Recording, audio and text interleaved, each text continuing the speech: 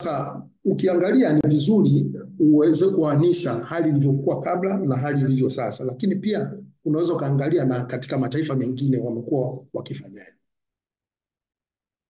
Ukiangalia katika sheria ya uchaguzi iliyopo sasa, utagundua katika kifungu cha 34 na kifungu cha 44 katika sheria ya taifa ya uchaguzi, ile sura ya 343, inaweka huo uwezekano wa mtu kupita bila kupingwa, lakini hususan katika nyanja ya ubunge na katika nyanja ya udiwani.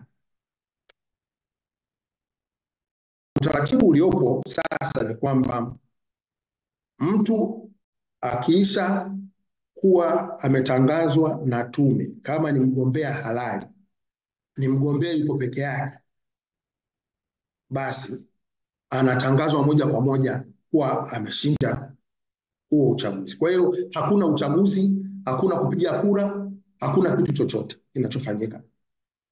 Sasa utaratibu huu umepigiwa kelele kwa kuwa umekuwa na dosari. Baadhi ya wagombea wamekuwa wakihujumiana na kuhasimiana na kuhakikisha kwamba wanabaki peke yao, wengine wanainguliwa, na hivyo kuwa wanatangazwa moja kwa moja wao kuwa wabunge ama madiwani. Lakini pia utaratibu huo pia kasoro yake kubwa imekuwa ni kwamba imewanyima wananchi haki ya kwenda kupiga kura, kwa sababu hiyo ni haki ya kikatiba na haki ya kimsingi, kwamba ni lazima mtu anapokuwa ametimiza umri wa miaka 18 na kuendelea, lakini pia ametimiza masharti yaliyowekwa na katiba na sheria za uchaguzi, ana hiyo haki ya kumpigia kura kiongozi wake. Kwa hiyo imekuwa haipo, na ambayo sasa inafanya maana nzima ya uchaguzi kuwa haipo, kwa sababu uchaguzi ni ushindani, ni lazima ushindanishwe, na unaposhindanishwa ni lazima tuseme kwamba umeshinda ama hujashinda na matokeo yake yaweze kuonekana. Sasa hilo lilikuwa halitupi hiyo haki. Lakini kingine ambacho kilikuwa ni kikubwa ni kwamba kwa maana moja ama nyingine ilikuwa inamfanya kiongozi ashindwe kuwajibika moja kwa moja, kwa sababu kwa wananchi wake anakuwa hana ile connection ya kuwajibika kwa kiasi kikubwa, kwa sababu anaona kama hakuna kura iliyopigwa. Lakini utaratibu huu pia umeanza kuchochea kasumba ama utamaduni wa watu kutokwenda kupiga kura, kwa sababu kama kuna jimbo moja mawili yameonyesha utaratibu huo, na kwamba inaonekana kumbe hata kutokupiga kura ni sawa tu, kitu ambacho ni kasoro katika mfumo wote wa demokrasia. Lakini pia kwa kutokupiga kampeni, kwa sababu mgombea ametangazwa moja kwa moja kwamba ameshinda, ni kwamba chama kinakosa fursa ya kujitangaza, mgombea anashindwa kupata nafasi ya kunadi sera, ilani yake, nini atawafanyia wananchi, na hivyo kuweza kupimwa baadaye kama ameweza kufanya hicho kitu ama ameshindwa kukifanya. Lakini zaidi sana ni kuweka hiyo hali ya kikatiba kwamba kuna haki ya kupiga na kupigiwa kura, ambayo sasa unaonekana ilikuwa haipo. Sasa hali hiyo pamoja na hayo mapungufu, ni ukweli usiopingika. Nzuri, nimeshiriki katika vikao mbalimbali vya hii mikutano na hizi fursa, umeweza kuona matatizo hayo na mapendekezo ambayo yametolewa na wadau. Sasa ukiangalia katika sheria ya hii mswada wa sheria ya uchaguzi wa rais, wa bunge na madiwani, sheria namba 10 ya 2023, ukiangalia kifungu cha 38 kifungu kidogo cha kwanza, cha pili na cha tatu, lakini ukiangalia pia sheria hiyo kipengele cha kifungu cha 54 na kipengele chake kidogo cha kwanza, cha pili na cha tatu, na kifungu cha 66 kifungu kidogo cha kwanza, cha pili na cha tatu, vyote vimekuja na kitu kinachoitwa mgombea pekee. Lakini mgombea pekee katika muktadha huu ni tofauti na mgombea ambaye tunamzungumza hapa anayopita bila kupingwa, kwa maana kwamba Sheria sasa inazungumza mgombea yoyote ambaye atakuwa amehalalishwa na tume kwamba ni mgombea halali na ni mgombea pekee, hata tangazo moja kwa moja kama ameshinda uchaguzi. Badala yake atapasika apigiwe kura siku ya uchaguzi, na atakapopigiwa kura, maana yake ni kwamba anaweza akashindwa ama akashinda, kwa maana kwamba ni lazima apate idadi ya kura zaidi ya kura zile halali zilizopigwa, na tofauti na hapo, ina maana huyo mtu ameshindwa. Na kama itatokea ameshindwa, basi tume inatakiwa itangaze mchakato wa kupata wagombea upya, lakini itangaze tarehe ya uchaguzi, na mara katika pendekezo linalotolewa ni kwamba si chini ya ama si zaidi ya siku 40 ni lazima mchakato huo umefanyika. Kwa hiyo nini ambacho ni faida ya pendekezo hili sasa kinacholetwa? Ni hayo ambayo tunazungumza. Moja, inaleta ile dhana ya ushindani, inaleta mantiki ya uchaguzi, lakini pia inampatia sasa uhuru mwananchi, inarudisha mamlaka ya kumweka madarakani kiongozi, yanarudi kwa mwananchi na si vinginevyo. Lakini pia mgombea anakuwa na ile hali ya kuwajibika kwa jimbo lake, lakini pia chama kinaweza kikajitangaza zaidi na mgombea akajitangaza zaidi na sera zake, lakini pia kinaondoa hii michezo michafu iliyokuwepo ya kuhasimiana, ambapo mtu anaweza akamhasimu mwingine na kuweza kupata nafasi kirahisi ya kuingia kwenye kuonekana ameshinda. Lakini inajenga utamaduni sasa wa watu kwenda kupiga kura, inaongeza hiyo chachu na hamasa. Na nimefuatilia mijadala mingi iliyokuwa ikizungumzwa, unakuja kuona kwamba pamoja na mambo mengine ni kwamba watu unakuta wanadai kama kikubwa zaidi kwamba pate katiba kwanza, tupate sheria baadaye, vyote viwili vije ni sawa, lakini utaratibu wa kufanya maboresho, kwa sababu uchaguzi hizi ziko hivi karibuni. Tuna uchaguzi wa serikali za mitaa mwaka huu na uchaguzi mkuu 2025. Kwa hiyo maboresho haya ni chachu ya kuboresha namna tunavyokuwa tukiendesha chaguzi zetu, kuzifanya kuwa za kidemokrasia zaidi, lakini kushirikisha watu zaidi, na hususan kwa kipengele ambacho tunakizungumza. Naomba niishie hapo kwa sasa. Profesa Makulilo, nakushukuru sana. Nadhani hoja zako zimeeleweka vyema kabisa. Umesema bayana kwamba michakato ya kidemokrasia ni michakato mipana mirefu, ikihitaji ushiriki mpana wa wadau na wananchi, na ukaweka bayana kwamba mabadiliko ya kisheria tunayoyazungumza hapa ni hatua muhimu sana katika kuelekea mabadiliko mapana ambayo tunayataka sisi kama taifa na tutayaelekea. Lakini kwa hatua hii ya kuelekea uchaguzi tulionao kesho kutwa, basi sasa tuko kwenye jambo jema. Lakini umetoka pia historia ya utashi wa kisiasa wa rais wa awamu ya 6 Dr. Samia Suluhu Hassan, hususan kuanzia kutoa nafasi zaidi kwa vyombo vya habari kuwa huru, lakini vile vile vyama vya siasa kuweza kufanya mikutano yake, nafasi ya kisiasa kuwa kubwa zaidi, ushiriki ili fursa zilizoko kwenye Baraza la Taifa la Vyama Vya Siasa, lakini pia na hii mijadala kama ulivyozungumza imepewa nafasi kubwa zaidi. Kwa hivyo ile foara yake ni kama foundation, falsafa alionayo, na ndio inaleta msingi mpaka tunaelekea kwenye hayo mabadiliko ya sheria tunayozungumza, ambayo ni sehemu ya ile reform kwenye ara zake. Nakushukuru sana Profesa, asante kwa mchango wako, endelea kuwa nasi, baadaye utapata pia nafasi ya kujibu maswali. So now I will move on to another panelist, and this is a foreign panelist, so I'm going to use English.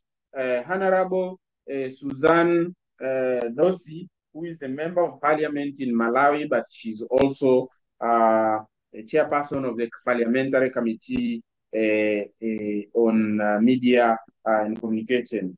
Honorable Dosi, considering the experience of the participation of women in the Malawi's electoral process, I would like to just point out to you that The current bill of law, which is tabled before the Parliament of the United Republic of Tanzania, strengthen the position of women within political parties, but also in the parliament through the electoral processes. There's a number of sections and captions within this new act which has suggestions on improving the position of women and the representation and participation of women. Please just give us your experience in Malawi in terms of the role and participation of women in electoral processes, in parliaments, and then how are you being inspired with the President of the United Tanzania, Dr. Samia Suluhu Hassan, through her leadership, but also through these reforms which are happening within the bills of law. Warmly welcome for your contribution, Honorable Susan Bess. Thank you very much, and let me appreciate you for giving me this floor. I am Susan Dorsey, as you have mentioned. I'm the chairperson for the Media, Information and Communications Committee of Parliament. I was elected into Parliament in 2019. This is my first time to be in Parliament.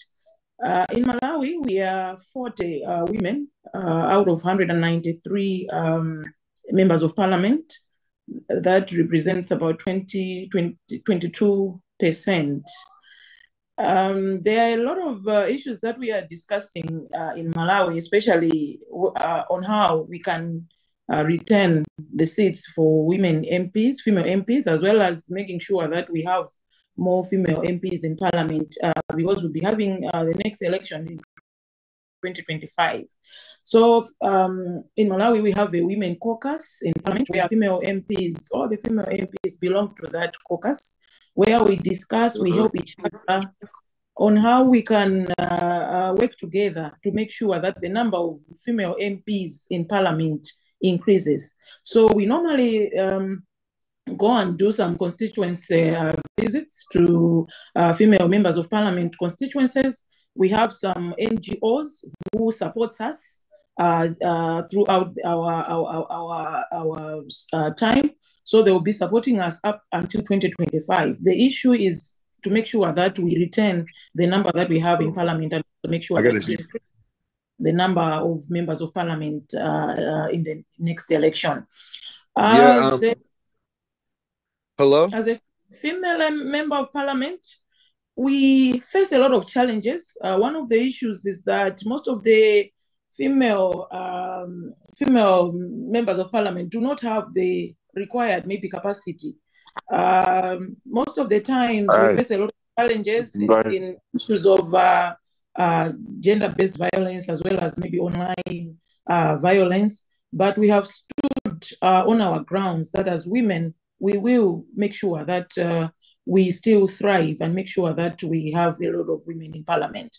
So some of the strategies that we have been discussing in Malawi, I really have been noting that in Tanzania, at least you have electoral quotas whereby women, some female members of Parliament may be chosen by their parties. But in Malawi, we don't have that at the moment.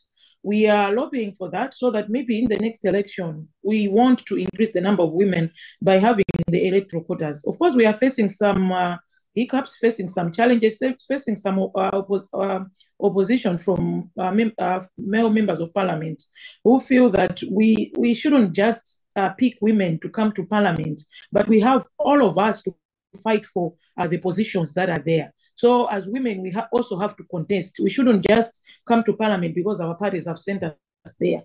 So we have been discussing about this issue. It has been discussed in the last cohort, but we are still pursuing it, though we are still facing a lot of challenges.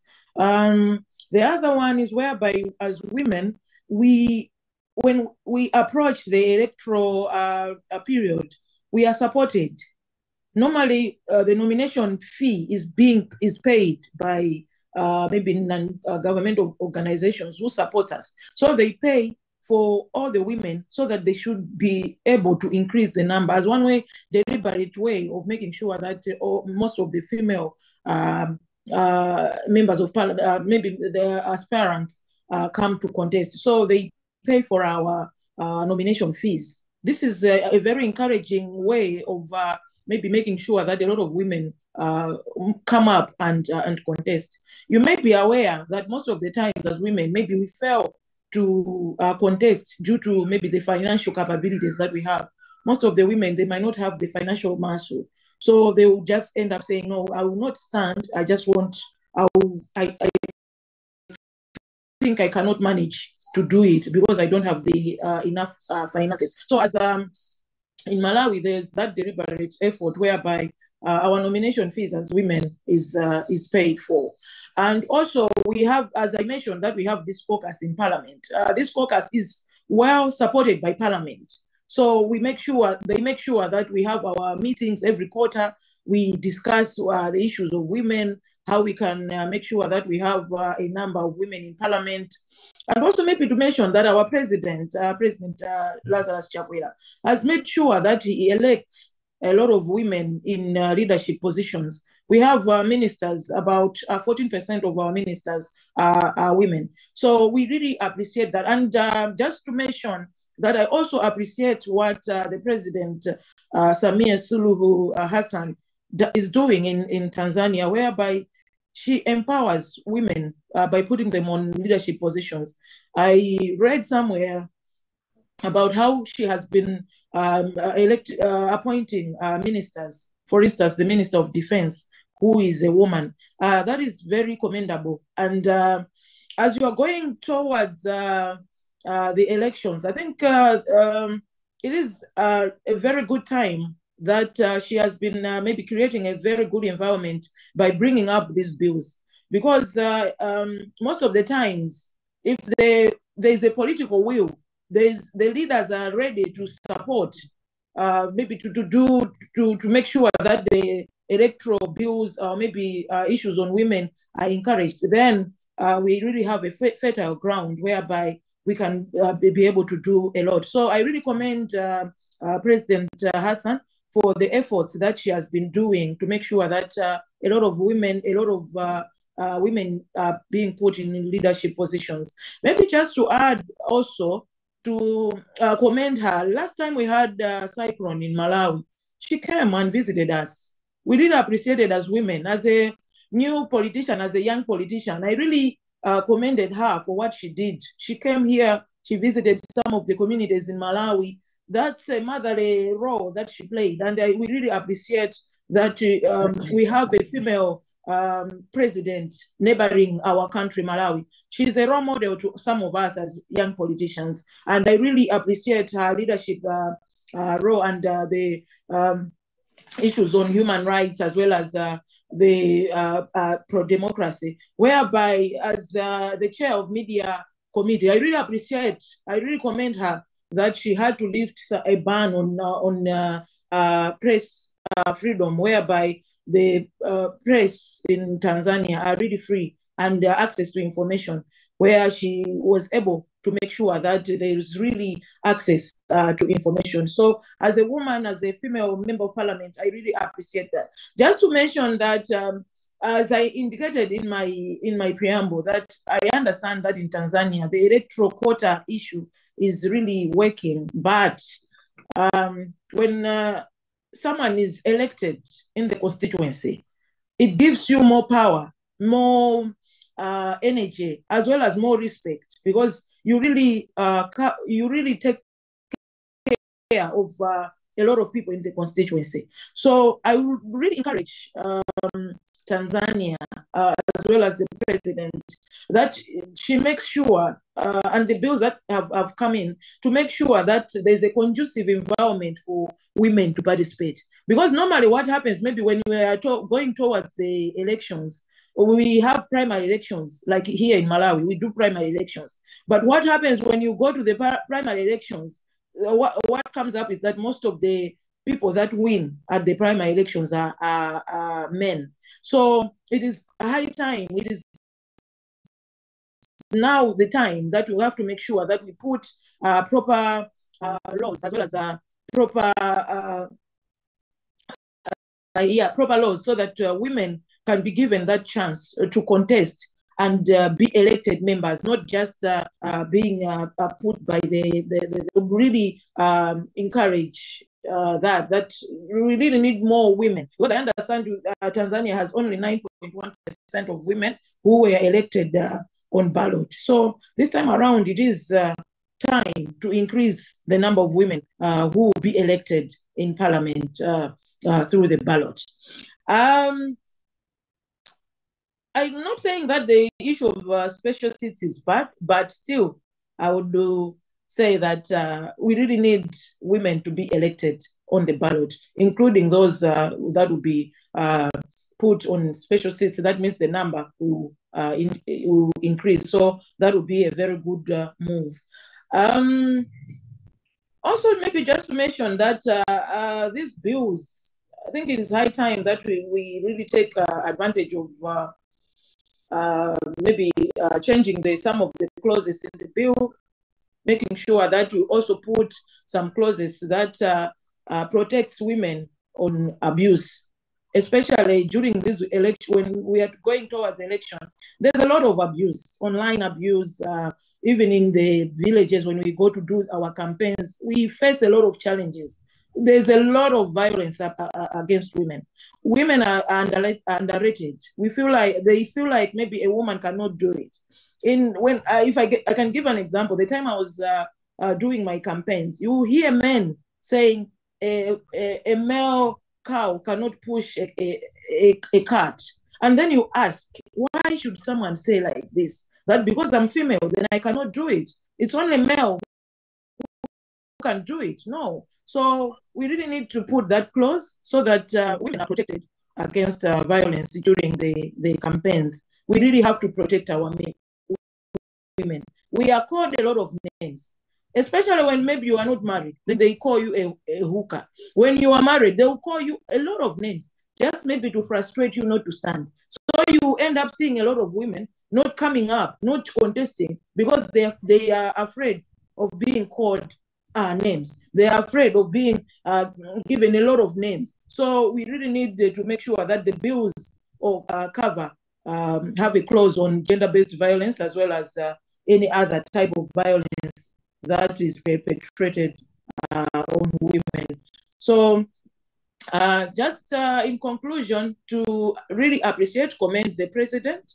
These bills will be discussed. I know that the members of parliament that are there, they will make sure that the bills pass, and that the president will also assent to the bills and make sure that by the next election that is coming, we have a lot of women parliamentarians in Tanzania. I really want just to mention Honorable Nima Rugangira. She has been an inspiration to me throughout. Yes, she's one of the members that was given a special seat, but I would want her to contest in 2025 so that she can be one of the elected members. I know what she is capable of doing. I know the changes that she can be able to bring to Tanzania. So we want a lot of women like them to also own their own constituency, where they can be able to represent the people that they have in the constituencies. Thank you very much for giving me this opportunity. Honorable Suzanne Dosi from Malawi, thank you very much for your experience, for your courage to the country, but also to the female politicians like Neva Ugangira. I know that also our friend Speaker of the Parliament was also from a special seat, and now she's a full member of Parliament who's elected representing the constituents, and this is very good. But we really appreciate your contribution and the experience which you shared from Malawi, and this is very much commendable. I will now move to Honorable Miapetra Kumpula Natri, who is the member of the European Parliament from Finland. As we know, Finland, but also the European Union, has a very progressive achievement in terms of the role and position of women in the political systems, but also in the entire economic and social activities. And they are also supporting such initiatives in countries like ours. Now that we as a country, Tanzania, has a female president. I think this is also a step where maybe she can give a light of experience on what does that mean when an African state has a female president, but also just to share experiences of the processes of having women in the leadership and governance processes in what is happening right now in Tanzania, and if there's anything she can say to the leadership of President Samia Suluhu Hassan. Honorable Petra Kumbula Natri, kindly welcome for your contribution to this discussion. Thank you, Klaus, and I can tell you that it is minus 15, 20 degrees temperature here, and also that we have a lot of snow even in Helsinki, our capital. So I'm in Finland now. Even if I will start next week again, work for the European Parliament in Brussels and Strasbourg. So first of all, I didn't even tell my friend Neema that I have been actually working with the Tanzanians on women's issues before, and I checked my calendar. So that was 17 years ago. I was in Tanzania with the NGO that in Finland consists of all the 8 parties in the parliament. And our program was done with the NGO together to enhance the women's participation in the politics of Tanzania, knowing the quota you have. But also the idea there was that you have to also, women, you have to also get the power in the different sector of the politics. And that exercise we had together with the Tanzanian NGOs and women was on the economics, that how much the women can be educated and then grab power also in the committees and state economics, affecting also very much on the issues that we can know that the women's participation is in general taking on board.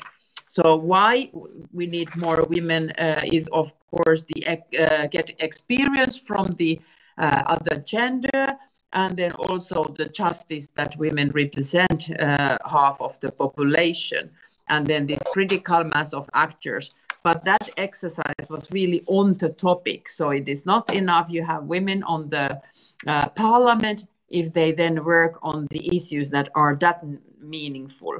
So that's why also it is important that we have women in the different committees on different positions, dealing with the budget, foreign policy, monetary policy, and not to say that you only have women for healthcare or education or family planning or whatsoever. So my next topic is not the sectors, but then quotas, because also in I take example from Finland, which I know best, that the quotas have been presented here like 25 years ago, and for the nomination on the state or local committees.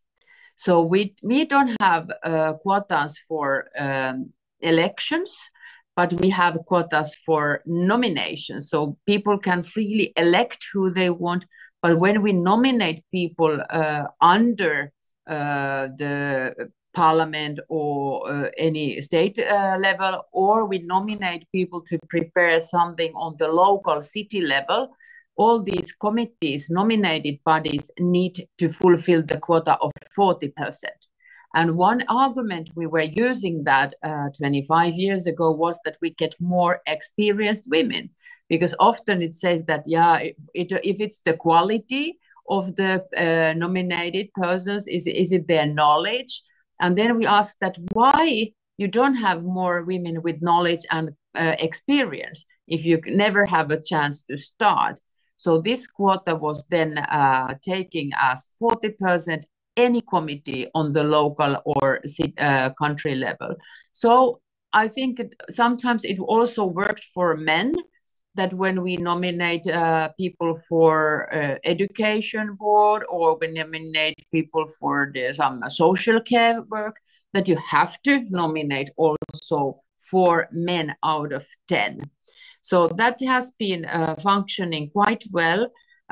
It was then argumented that maybe this is enough for to have it for a couple of years. Let's see later if we will then cancel it. But so far, almost 30 years later, we have not canceled that law, and see that it is quite profitable, nice, and good for the results that these preparatory nomination bodies are always representing the two, both men and women. So then one other important aspect that has worked when you don't have a quota for elections, but you have a quota for parties, that all Finnish parties, when they get people to parliament, they have some money. It's not enough to cover the parliament, the elections, or so the parties need to work on the finance. But all the state finance for the party also has a percentage for women structure. So when you have a party X, it has to give money the women's structure in party X. So the women's in the parties can then also have some resources. Also, we have youth support to increase the youth participation. So parties can create a youth structure, which are then independent from the party, and they have still some state finance. So this is one way how we have helped the women to really build on. So as in the European Union, there is 27 different countries. And when we have next summer again European Parliament elections every 5 years, and next one is next summer in June, we have 27 different national legislation laws. European Parliament Committee really wants to formulate more European election law, but the national traditions are very different, and they are sometimes very slowly to move. But then also the results of the different countries' policies, laws, and also tradition have given out very different results. At this moment, Finland is the mostly represented by women, as it is 57% women out of 14 European party memberships that we have, the members of the parliament. So we are more women than men from Finland. But I'm quite happy to say that there is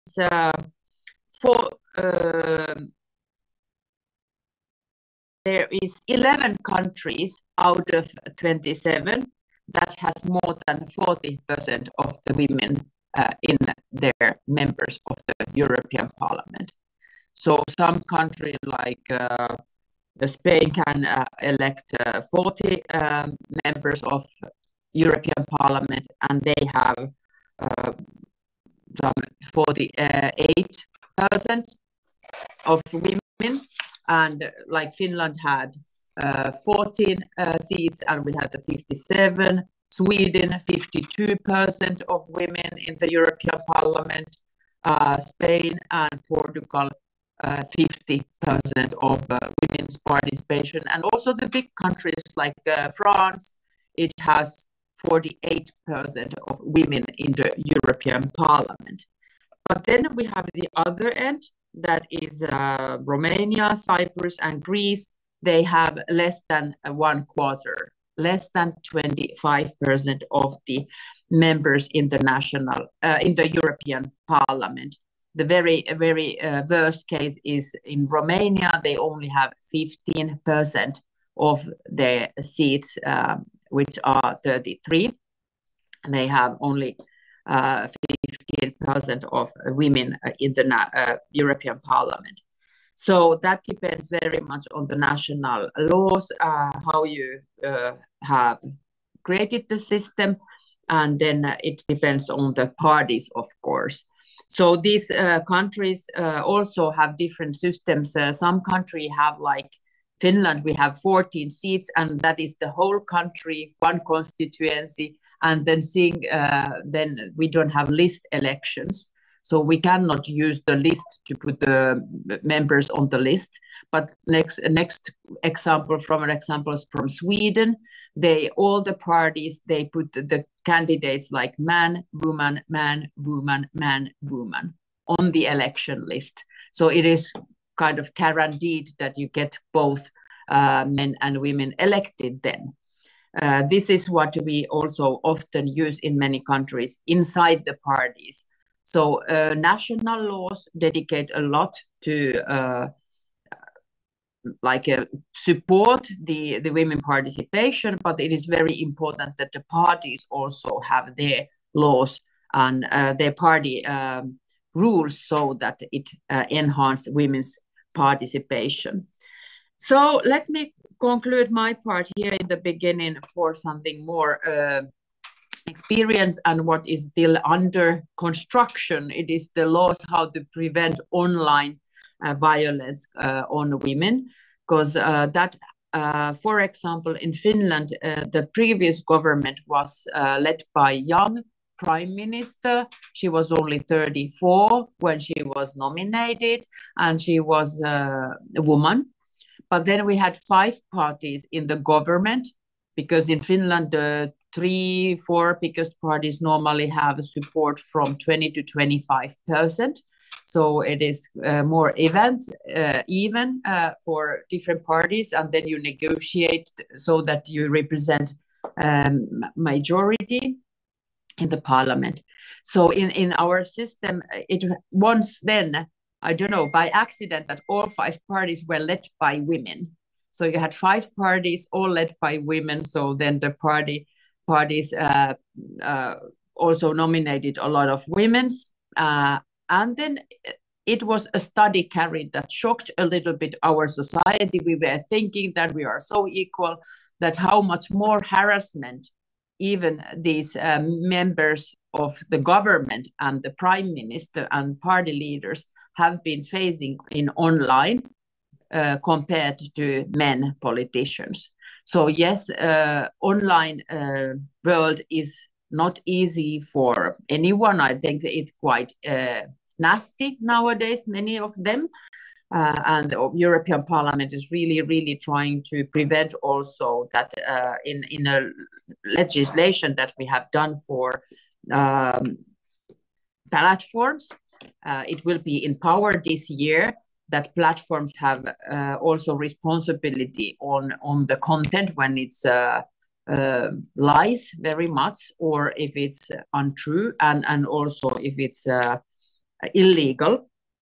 And then now there is also special law proposal, women's violence against women in the European level, that also recognize online violence, not only physical violence against women, not only domestic, not only on the gender, but also recognize this online. So there we are working on that, and I can say that it exists every country. So we cannot take this tangible offline world nasty parts on online and think that we cannot do anything.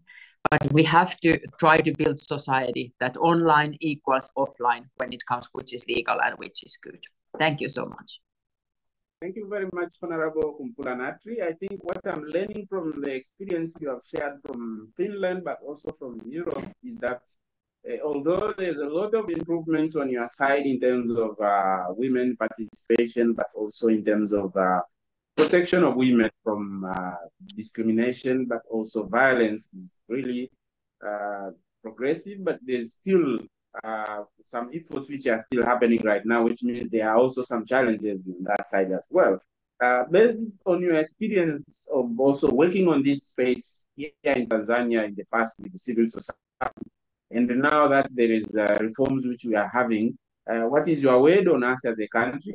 But also the efforts which are being done by our current president in terms of the engagement of women in the leadership process. Just one word which you can give to us as a nation with what we are going through right now in terms of reform of gender balancing, but also protection of women and the improvement of participation of women in the governance and electoral processes. Please, as your final one. Yes, I think from the experience that when we had the first female president in Finland in 2000, like 23 years ago, now we have had men again, that it really broke the glass roof. And I hope that will happen, that every young daughter of anyone, or the girls, they have something to look at it.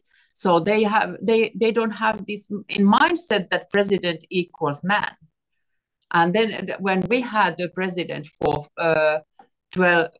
14 years in Finland, that was that you had the woman, it kind of created a whole generation of girls and young women that can think of that everything is open for me. There's no limit to do that. But also, this is like the symbolic version of having these role models that you can do and work, and that is very, very important section. But then also, of course, this is, we can say that women can be anything. So what I personally also think every time, women alone cannot do this. So I'm happy to see men participating here, and then the president, woman president, that she's really putting her heart on the women participation is important, and then that to get everybody to work for that. So it is also always a good sentence maybe to finance that it is the task of majority to work for the minority, because the minority alone cannot work for its rights. And here I think that when you have a president who is dedicated to work for the women participation and who can be a role model, that twin action will deliver then. Thank you very much, Honorable Mia Petra Kumpula-Natri, a member of the European Parliament from Finland, who has also had some previous experience of working in Tanzania, for that courage, but also experience which you have shared from your side. Thank you very much. Now I'll move to another international political person who is also a female, Honorable Catherine Muyeka Muma, who is the senator from Kenya. Senator Muma, I believe you are still with us. You do hear some little Swahili, but also we will wish to just use English for you. Share with us your experience quickly from Kenya in terms of a political process and the role of female. You know that we have President Samia Suluhu Hassan. Just the reforms which will improve the participation of women in the electoral processes. She has done a lot also. Returning of girls to school when they conceive, for example, was not the case before she became the president. What is your take on her initiatives and reforms which she's making in terms of the position of women in the governance, but also in the entire societal processes? Karibu, Mheshimiwa Senator. Kindly unmute your mic. Kindly unmute your mic. Oh, thank you. Thank you very much. Asante sana for the session. My Swahili will end there. You know, when I'm speaking to Tanzanians, I'm very careful not to display my bad Kiswahili. Asante sana for inviting me to this process. I'm Catherine Muma. I'm a nominated senator, first term, and I'm so happy to participate in this process. Allow me to begin with my take on Her Excellency Mama Samia Suluhu. I just want to say on behalf of the Kenyan women and the women in Africa that we are so proud of her. She may be your president, but in our view, she's our president as women in Africa. She is a great role model to us. I've never met her personally, but she is a great mentor, not just to me, but to very many women, young, old, and all of those in leadership. Why do I say so? She has actually displayed the leadership characteristics that we all want to see in leaders. She is conciliatory on rights principles of free press, right to associate, and she's not nervous that political opponents should get opportunity to have their say, and that I think that is what political governance is all about. And we are all working hard to ensure that we have societies that are tolerant to different views, but also that bring people together. I think she's one of the good diplomats. She's a good neighbor, reaches out, even she's reached out to Kenya on a number of things. So we actually celebrate her and find her to be an institution of learning for the women who are going into leadership. I believe actually more women will be given a chance, not just in Tanzania, but in other countries in Africa, because of the good work that Her Excellency President Suluhu is doing in Tanzania. Now, the very process that we are going on now, you're trying to put in place to improve your laws regarding elections, political parties, is also a sign of her leadership. You can have all the laws you want to have, but if you don't have political goodwill from the highest office in the land, as I will shortly let you know, that sometimes the good laws just remain pieces of paper if we are not able to implement them. So at least this step of trying to review the Tanzanian legislation to see how you can improve them and bring everybody on board is a good sign of political goodwill. When it comes to Kenya, Kenya has got a good constitution with very good provisions on the inclusion of women. We have a very elaborate equality and non-discrimination clause that actually sets in place gender quotas, and it provides that all elective and appointive positions should not have more than 2/3 of either gender. Now, that's a law you could borrow from. I know Tanzania already has a clause in its constitution that provides for 30% of women seats. What I would urge is that even as you build on to that, you might want to consider the affirmative action provision that is gender neutral, in the sense that contemplate a position maybe in future when you might have more women than men. And it is the men that might require that affirmative action. So the clause in the Kenyan constitution is good in the sense that it provides for either gender, which means that should we reach a space when we have elected more women than men, then the men would benefit from that clause without requiring another amendment of the constitution. So as you're looking at your law, you might want to consider affirmative action measures that are contemplated to benefit either gender. Now, in our parliament currently, we have a bicameral parliament. We have the Senate, which has 69 members, and we have the National Assembly. In the National Assembly, we have actually not achieved the 2/3 gender ratio that was contemplated in the Constitution, because when we were negotiating in the Constitution, we negotiated for 47 women-only seats that represent the counties. Now, when it came to negotiating now the top-up, not more than 2/3 gender in the National Assembly, the men kind of rose up in arms and said, now you're creating too many seats for women, because we had also created not more than 2/3 gender in the county assemblies. Kenya has 47 county governments because we are a devolved system, and those county assemblies provide that if women are not elected or if men are not elected, then you have to nominate to ensure that not more than 2/3 gender apply. So we have that provision in the 47 county assemblies.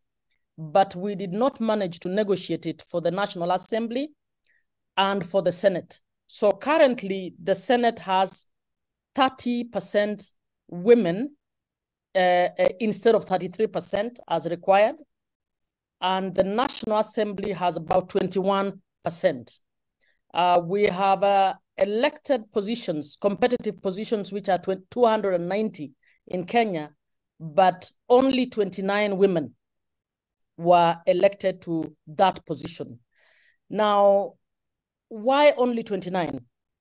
My view, and I believe is the case in many other countries, it is the strong patriarchal system that has been there culturally. Societies do not easily believe that women should be in the political space, and we are actually struggling to ensure that women are easily elected. So as colleague from Malawi said that we should just go for elective, I would want to say that the combination of both elective and nomination is required for a long time before we persuade our populations and citizens to, without discrimination, consider both men and women. And the affirmative action policy in Kenya has actually contributed. We passed our constitution in 2010, and in 2013, that's when the first election under the new constitution was in 2013. And during that period, we did not get any woman governor elected. We did not get any woman senator elected. We had 16 women members of parliament elected in the National Assembly. We had 84 in the county assembly. And of course, we have the 47 special seats for women. When it came to 2017, 5 years later, the next election, we had an improvement. We now had 3 governors, 3 senators, 22 members of parliament, and 96 members of county assembly. In 2022, the last elections we had another improvement. We now had 7 governors, with female governors. We retained the same number of 3 women senators. We now moved from 22 to 29 elected members, women members of National Assembly, and we moved from 96 members of county assemblies to 115. What does that demonstrate?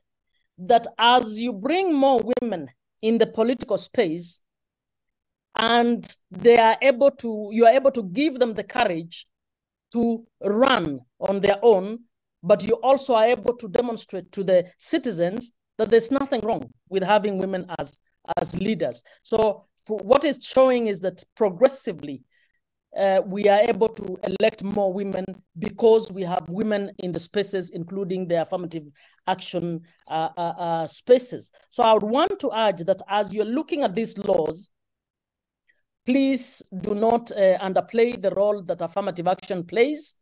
You may want to limit, because affirmative action is a temporary measure, but choose ways in which you don't limit it in a way that you retrogress as you're moving.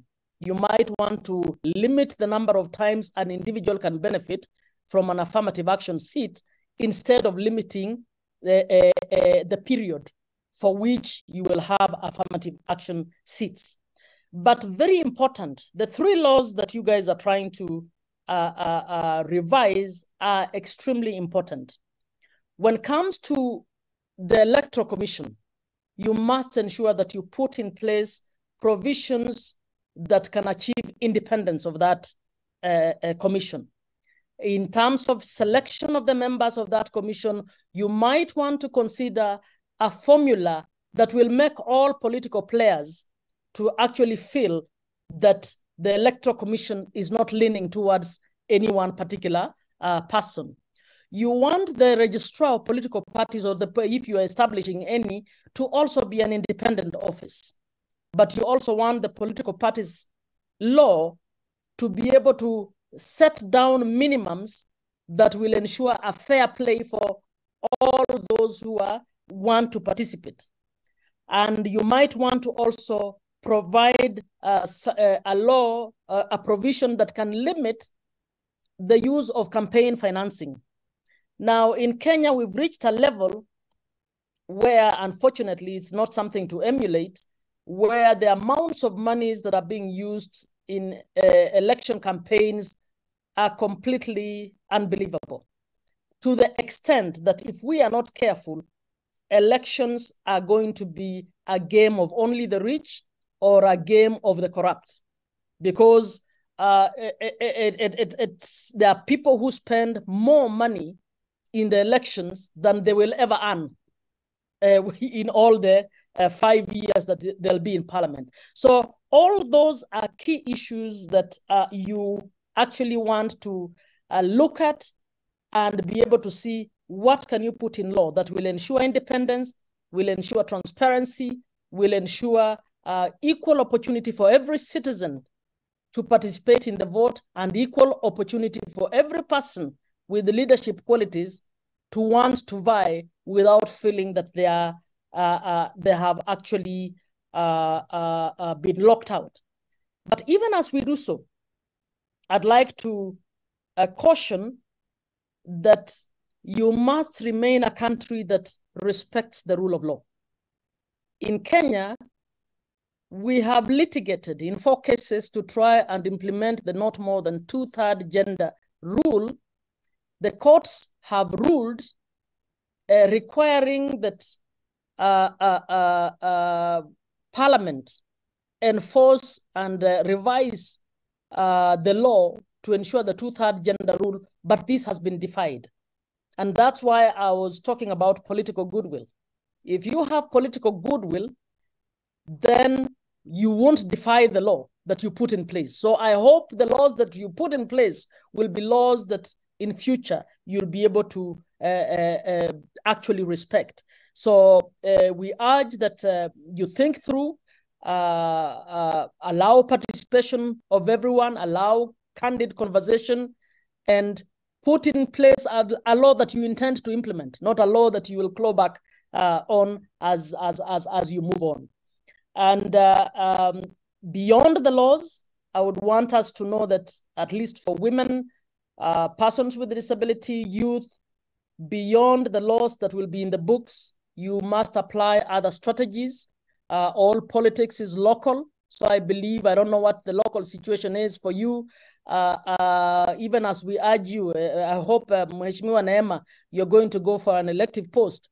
You must then go and understand the local politics of the local area that you want to stand in, so that you actually are able to strategize in a way that you will get elected. For now, I think I can stop there in order to give other people a chance to speak. Thank you very much. I truly appreciate your contribution, Honorable Catherine Muma, Senator, for the courage you have given us as a nation as we go through the bills which we are having in the parliament, in terms of also having a good representation of the members of that particular electoral commission, but also the inspiration which you have shared from the presidents of Dr. Samia Suluhu Hassan, and also sharing experiences of the role and position of women in the electoral processes, but also the leadership in Kenya. And this is a very important lesson for us as we go through these reforms in our own legislations. Thank you very much. You may stay with us, but also you are free to go on with your other activities. We know that today is the weekend, but we have really learned a lot from you. And this also applies to also Honorable Mia Petra Kumpula and also Honorable Catherine Muma. I also acknowledge that we had Honorable Jacqueline Amoning, who is the ELA member of parliament, but she had some emergency and she could not continue with the discussion. Nashukuru sana mheshimiwa. Tunahamia sasa kwenye lugha ya Kiswahili, na kwa sasa labda nitawakumbusha tu kwamba huu ni mjadala wa kitaifa unamulika utoaji maoni katika miswada ya sheria inayohusu vyama vya siasa, sheria za uchaguzi pamoja na Tume ya Taifa ya Uchaguzi. Kadhaa kama mlivyoona, wanasiasa na viongozi kutoka mataifa mengine ya jirani, lakini pia ya Ulaya, na wao wametupa uzoefu wao. Tulimulika zaidi kwa wao nafasi ya mwanamke katika uongozi na namna ambavyo, kwa sababu ni vema pia tukatambua kwamba miswada tulionayo pia inagusa hilo eneo la kuboresha ushiriki wa wanawake katika nafasi hizi za uongozi na ugombeaji, kupunguza pia unyanyasaji na ukatili wa kijinsia katika mchakato wa uchaguzi, na swala la vyama vya siasa ni namna gani pia linawapa wanawake nafasi katika kushiriki. Na tumepata pia uzoefu wa ile inspiration ya uongozi wa rais wetu katika swala zima la ushiriki wa wanawake. Sasa anakwenda kwa kiongozi wa chama cha siasa, Bwana Doyo, Hassan Doyo, ni mwenyekiti wa taifa wa chama cha ADC. Hichi ni chama cha siasa kikubwa na nafasi yake ni kama mtendaji mkuu wa chama hiki. Bwana Doyo, mabadiliko yanayopendekezwa katika miswada yanagusa pia swala la usawa katika ushiriki wa vyama vya siasa kwenye mchakato wa uchaguzi. Wewe kama kiongozi wa chama cha siasa unaonaje au una maoni gani sambamba na mswada na namna ambavyo wewe au na vyama vingine vya siasa vitapata nafasi zaidi na usawa katika ushiriki wa mchakato wa uchaguzi, lakini pia na uchaguzi mkuu wa madiwani, particularly uchaguzi wa madiwani wa bunge pamoja na uchaguzi wa rais? Karibu sana. Asante ndugu. Kwa hiyo nimefurahi kupata fursa ya kushiriki katika mjadala huu, lakini pia nishukuru Mwenyezi Mungu kwa kuamka salama. Kwa upande wetu wanasiasa, mabadiliko ya sheria yanakwenda kuongeza idadi ya ushiriki wa wanawake katika nafasi za uongozi, na chama chetu cha Alliance for Democratic Change kama mtendaji mkuu, sisi tuna sera kabisa ya 50-50. Kwa hiyo tunafarijika tunapoona mabadiliko ya sheria yanayoenda kumlinda mwanamke katika sekta mbalimbali, kuhusu kumlinda ili aweze kuperform katika nafasi za uongozi. Kwa hiyo sisi kama wanasiasa tumefarijika sana kuhakikisha kwamba mswada huu unakwenda kuwalinda wanawake, kwa sababu kuna maelezo mengi ndani ya mswada yanayoeleza wazi namna ambavyo kama mtu atafanya hayo ambayo yameelezwa, anachukuliwa hatua ambazo zinamuondoa kwenye ugombea. Kwa hiyo mwanamke kwenda kupata nafasi ya maamuzi kwetu sisi wanasiasa ni faraja. Kwa hiyo tunafarijika huu mswada unapokwenda kuwa sheria ya kuweza kumlinda mwanamke. Sisi kwetu ni fursa kubwa na kwetu unatija kubwa sana. Kingine ambacho nataka nikizungumze ni nia njema ya Mheshimiwa Rais. Pamoja sheria haiko moja kwa moja ya kumwekea mwanamke teuzi zake mbalimbali, ameonyesha namna ambavyo anasukuma jukumu hili la kumuongezea mwanamke nafasi ili tuweze kufikia katika malengo ya asilimia za kutosha ili mwanamke aweze kuwa kiongozi katika nchi yetu. Kwa hiyo mabadiliko haya ya sheria ya vyama vya siasa, mabadiliko haya ya sheria ya Tume ya Taifa ya Uchaguzi, mabadiliko ya sheria ya uchaguzi ni muhimu sana kwa kipindi hiki kuliko wakati wowote, katika muktadha wa kuhakikisha kwamba yanakwenda kufanya mabadiliko makubwa ya uongozi katika nchi yetu. Umezungumza kwa kifupi na kushukuru, na kwa sababu tunakwenda kukimbizana na muda, ni kushukuru kwa sasa. Nitarejea tena kwako ndugu yangu Doyo. Labda sasa niende kwa wakili msomi Mheshimiwa Ana Rugangira, naomba ujiandae, lakini kwanza tupate kumsikia wakili wa kujitegemea Bwana Alex Mgongolwa. Bwana Mgongolwa, mimi nitakuomba tu unisaidie kwenye jambo moja ambalo pia nilikuwa na mjadala mrefu. Inasemekana kuna wakati palikuwa na kesi mahakamani ikijaribu kuweka ukinzani kwenye swala la ushiriki wa wakurugenzi katika usimamizi wa uchaguzi, kwa sababu ni jambo mojawapo ambalo linaguswa pia na mswada. Hebu tusaidie muktadha wa ushiriki wa wakurugenzi katika usimamizi wa uchaguzi unauonaje, wewe kama mwanasheria, lakini pia kwa kuzingatia uzoefu wa watu hawa katika swala zima la kusimamia mchakato wa uchaguzi. Yapi manufaa na unaona ni kwa namna gani pengine ni muhimu swala hili liende kuendelea kuwepo? Bwana Mgongolwa, karibu sana.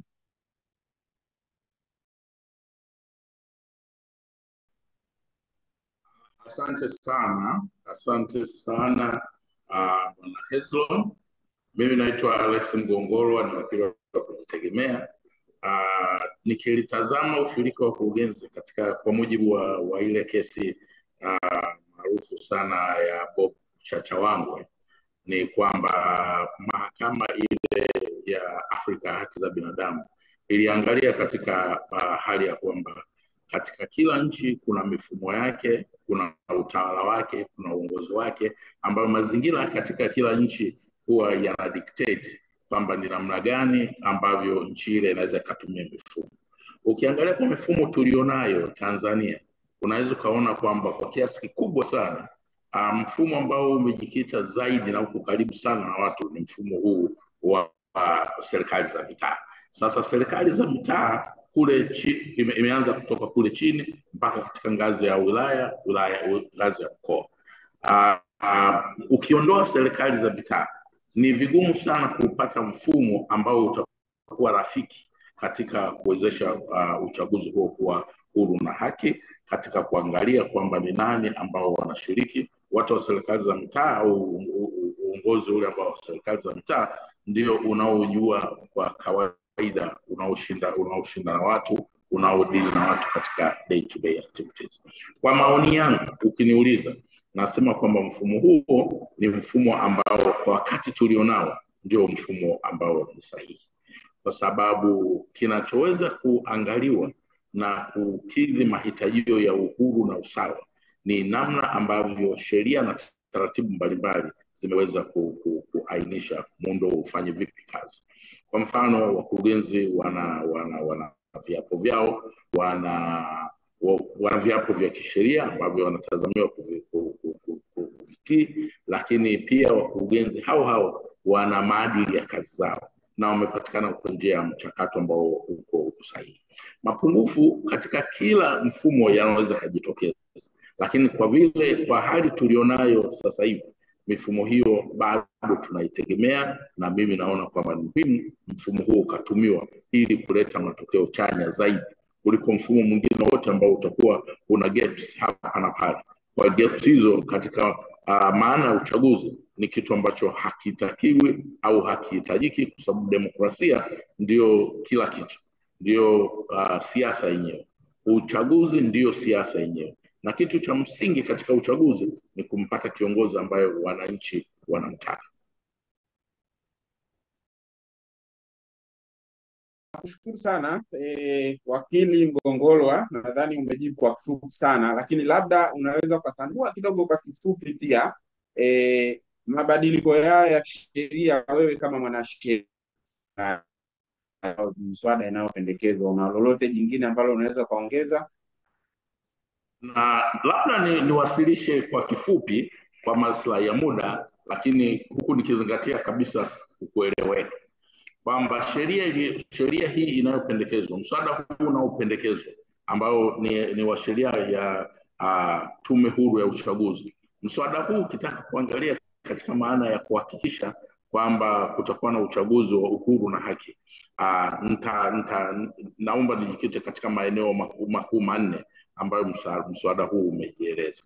Katika eneo la kwanza, ili kuweza kujua kwamba tume itakuwa huru na haki, vitu vinne muhimu huwa vinaangaliwa duniani kote katika tafsiri ya sheria. Kwanza, sheria yenyewe husika itamke kwamba tume hiyo ni huru na haki. Ukitazama sheria yetu hii inayotamkwa, ukiangalia mswada huu utaona kwamba katika kile kifungu cha 6 kuna matamko ambayo yanaainisha vizuri kabisa kwamba ni hii sheria inaizungumziaje hii tume.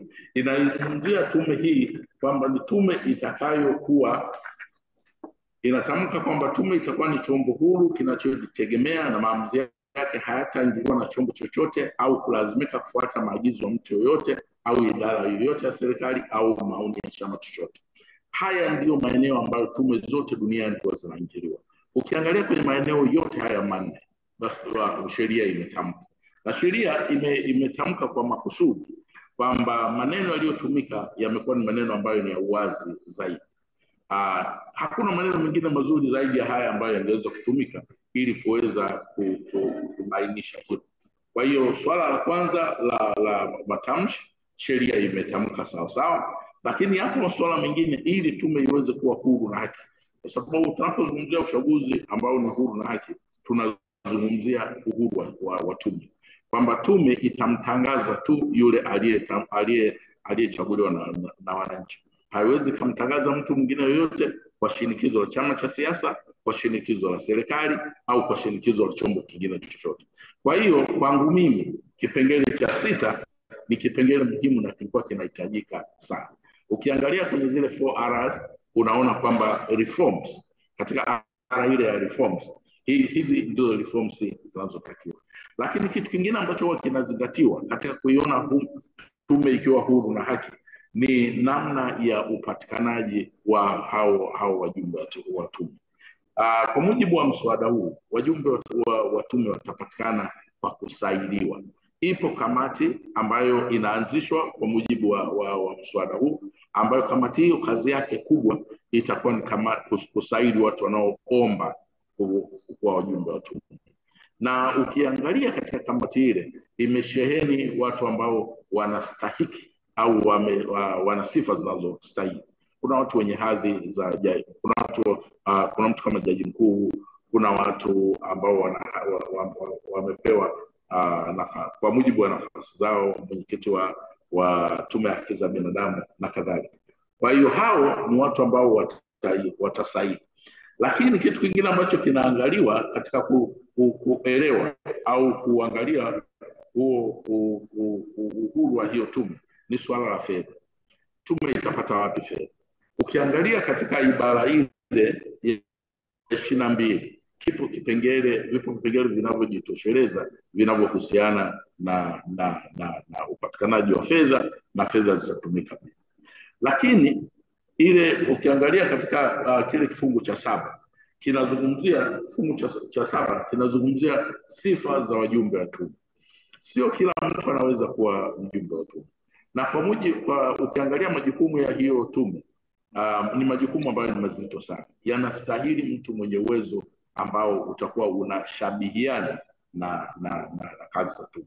Na wajumbe hao, kama kipengele cha 7 nikikiacha kizungumzo chenyewe, kinasema awe ni raia wa kuzaliwa Jamhuri ya Muungano wa Tanzania, awe mtu mwadilifu na mwaminifu, awe na uzoefu katika uongozi, utawala na masuala ya uchaguzi, na sifa nyingine ambayo kamati ya usaili itaiona inafaa.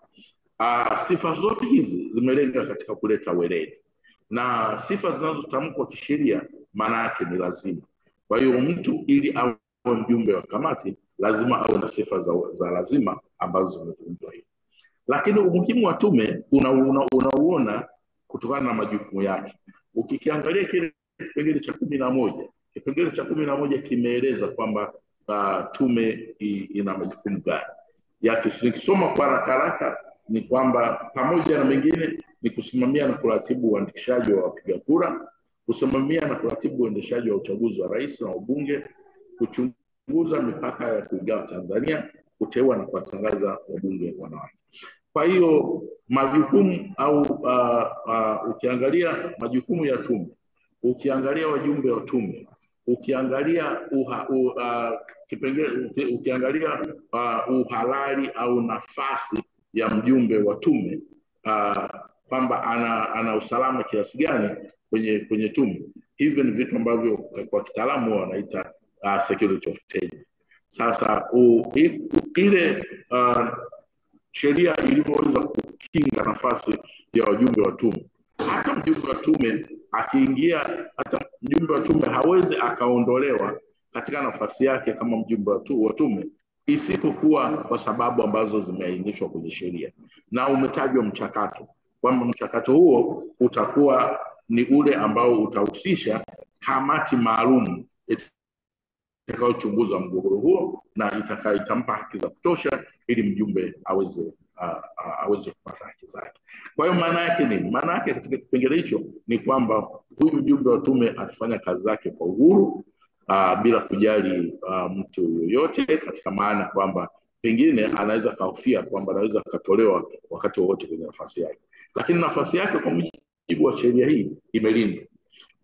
Kwa kuhitimisha, labda niseme hivi kwamba yote haya yaliyoainishwa katika kuilinda tume na kuipa uhuru yanatoa taswira kwamba kuna dhamira ya kutosha katika kuhakikisha kwamba tume hii inakuwa huru na haki, hata yakitumika maneno kiasi gani, mazuri kiasi gani na yenye kufafanua kiasi gani, kama hakuna utashi wa kuweza kutekeleza sheria husika, sheria hiyo itabakia kuwa ni karatasi tu, itakuwa haina mashiko yoyote.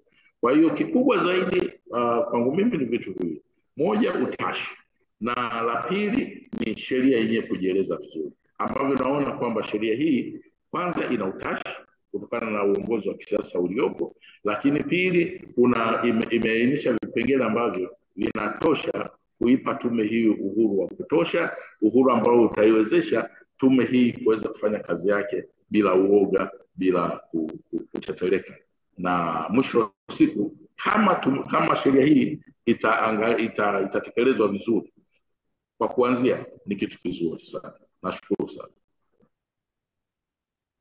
Asante sana wakili Alex Ngongolo kwa maoni yako. Kwanza ukimulika swala la mfumo au muundo wa usimamizi, ukionyesha umuhimu wa viongozi katika ngazi ya serikali za mtaa, hususani pamoja na wakurugenzi wa majiji, halmashauri pamoja na manispaa, kuendana na uzoefu wao, lakini pia na muundo tulionao, viapo vyao walionavyo vya utumishi na kadhalika, ambao vinawapa nafasi nzuri zaidi, lakini uzoefu na ufahamu wa maeneo ambao wanayasimamia katika swala zima la wao kuwa sehemu ya usimamizi wa uchaguzi. Na wewe kama mwanasheria unaona hili ni jambo la msingi sana likiweza kusimamiwa namna hiyo. Lakini pia ukagusa swala la uhuru wa tume ya uchaguzi, kuanzia kwenye vifungu vya mswada vinavyotambua tume kama huru, lakini pia uwepo wa upatikanaji wa rasilimali na fedha za tume zikiipa nafasi ya yenyewe kutokuingiliwa, lakini pia usalama wa ile mihula ya wajumbe wa tume bila kutolewa tu kiholela, na hivyo kuwapa nafasi ya kufanya kazi zao bila kuwa na hofu, na hivyo kuifanya tume kuwa na uhuru inaostahili. Wale wanaotufuatilia, kama nipende tu kuwakumbusha, tuko kwenye mjadala wa kitaifa kuhusu utoaji wa maoni ya miswada ya sheria ya uchaguzi, vyama vya siasa pamoja na tume ya taifa ya uchaguzi, na tumewasikia wazungumzaji kadhaa. Ni mjadala ambao unarushwa live kwenye YouTube kupitia mitandao mbalimbali ya vyombo vya habari.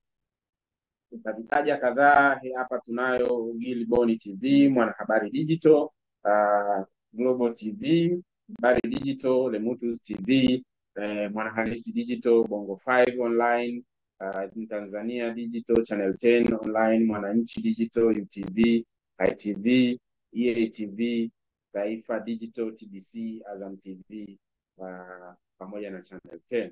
Kwa hivyo hawa wote na mjadala wetu. Sasa naomba nimkaribishe Mheshimiwa Neema Lugangira ambaye ni mbunge katika Bunge la Jamhuri ya Muungano wa Tanzania, viti maalum.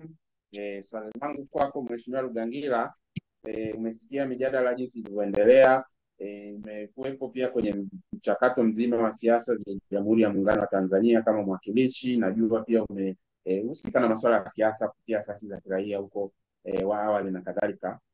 Unaonaje swala la usawa wa kijinsia sambamba na mabadiliko yanayoletwa na miswada hii ambayo iko mbele yetu katika ndani ya vyama vya siasa, lakini pia katika mchakato mzima wa uchaguzi ambao utakuwa unasimamiwa na tume ya uchaguzi?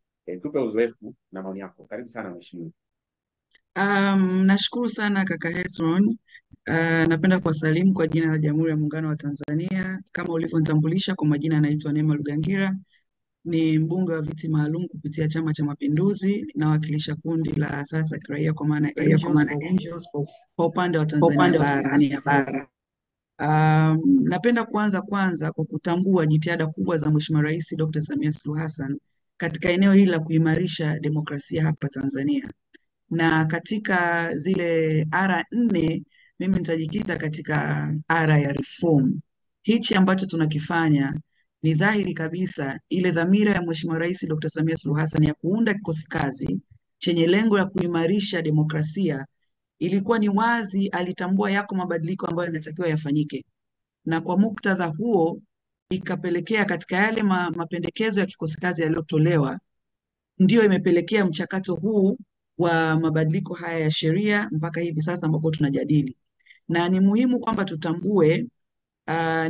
kwamba tutambue kikosi kazi waliwasilisha taarifa yao kwa Mheshimiwa Rais, ilikuwa ni mwaka 2022 Oktoba, na ndani ya kipindi cha mwaka mmoja, kwa maana Novemba 2023, serikali ilileta bungeni miswada hii ambayo tunaijadili leo: mswada wa sheria ya vyama vya siasa, mswada wa Tume ya Taifa ya Uchaguzi na mswada wa uchaguzi wa rais, wa bunge na madiwani. Hiyo inaonyesha kwa namna gani ambavyo katika jambo hili la kuimarisha demokrasia ya Tanzania, Mheshimiwa Rais Dr. Samia Suluhu Hassan hapepesi macho, ana nia ya dhati kabisa kuhakikisha tunakwenda kwenye hizi chaguzi mbili, kwa maana uchaguzi wa serikali za mitaa mwaka huu 2024 na uchaguzi mkuu mwaka 2025, tukiwa tumeweka msingi ambao unaimarisha demokrasia ya Tanzania. Sasa nikija katika ile eneo ambalo umeniuliza, kwa maana ya kuimarisha usawa wa kijinsia katika siasa, mimi binafsi na faraja kubwa sana kuona kwamba mapendekezo yaliyotolewa na kikosi kazi kwa asilimia zaidi ya 90 katika eneo hili yameingizwa katika hii miswada mitatu hii miswada ya sheria ambayo tunaijadili. Na nilipata fursa mimi ya kuwasilisha maoni mbele ya kikosi kazi, na nilivyoona ripoti, kwa hiyo nitarejea tu kwa haraka haraka maeneo haya na kuonyesha pia yapo kwenye sheria. Jambo la kwanza ambalo kikosi kazi walipendekeza ni kwamba sheria ya vyama vya siasa irekebishwe ili kuweka sharti kwamba kila chama cha siasa kitakuwa na sera ya jinsia. Jambo hili limewekwa kwenye sheria ya vyama vya siasa na lipo katika, tena kimeongezwa kabisa kifungu kipya 10C, kifungu cha 13 kifungu kidogo cha 10C ndio kimeongelea swala hili kwa undani. Lakini pia walipendekeza kwamba kuwe kuna ufuatiliaji wa namna ambavyo vyama vitakwenda kuangalia namna ambavyo wanatekeleza masuala ya kijinsia. Vivyo hivyo walielekeza kwamba kila chama kiwe kina program maalum kwa ajili ya kuwajengea uwezo wanawake kugombea ubunge, uwakilishi na udiwani, ikiwemo mipango mikakati ya usawa wa kijinsia. Jambo hili lipo pia kwenye hii miswada ambayo tumeipokea. Kwa hiyo kwa ujumla wake mapendekezo mengi yametolewa na serikali imeyapokea na yapo kwenye hii miswada ya sheria.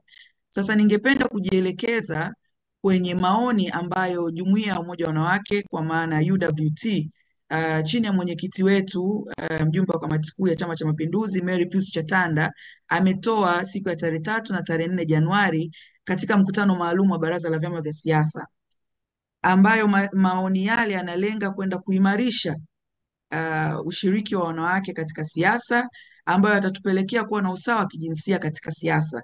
Kwa haraka haraka mimi nitajikita kwenye maeneo machache, ambapo kwanza lazima tukubaliane ya kwamba bado wanawake wanahitaji kujengewa uwezo, bado wanawake wanahitaji kuwekewa misingi ambayo itawezesha wanawake kujitokeza na kugombea katika siasa.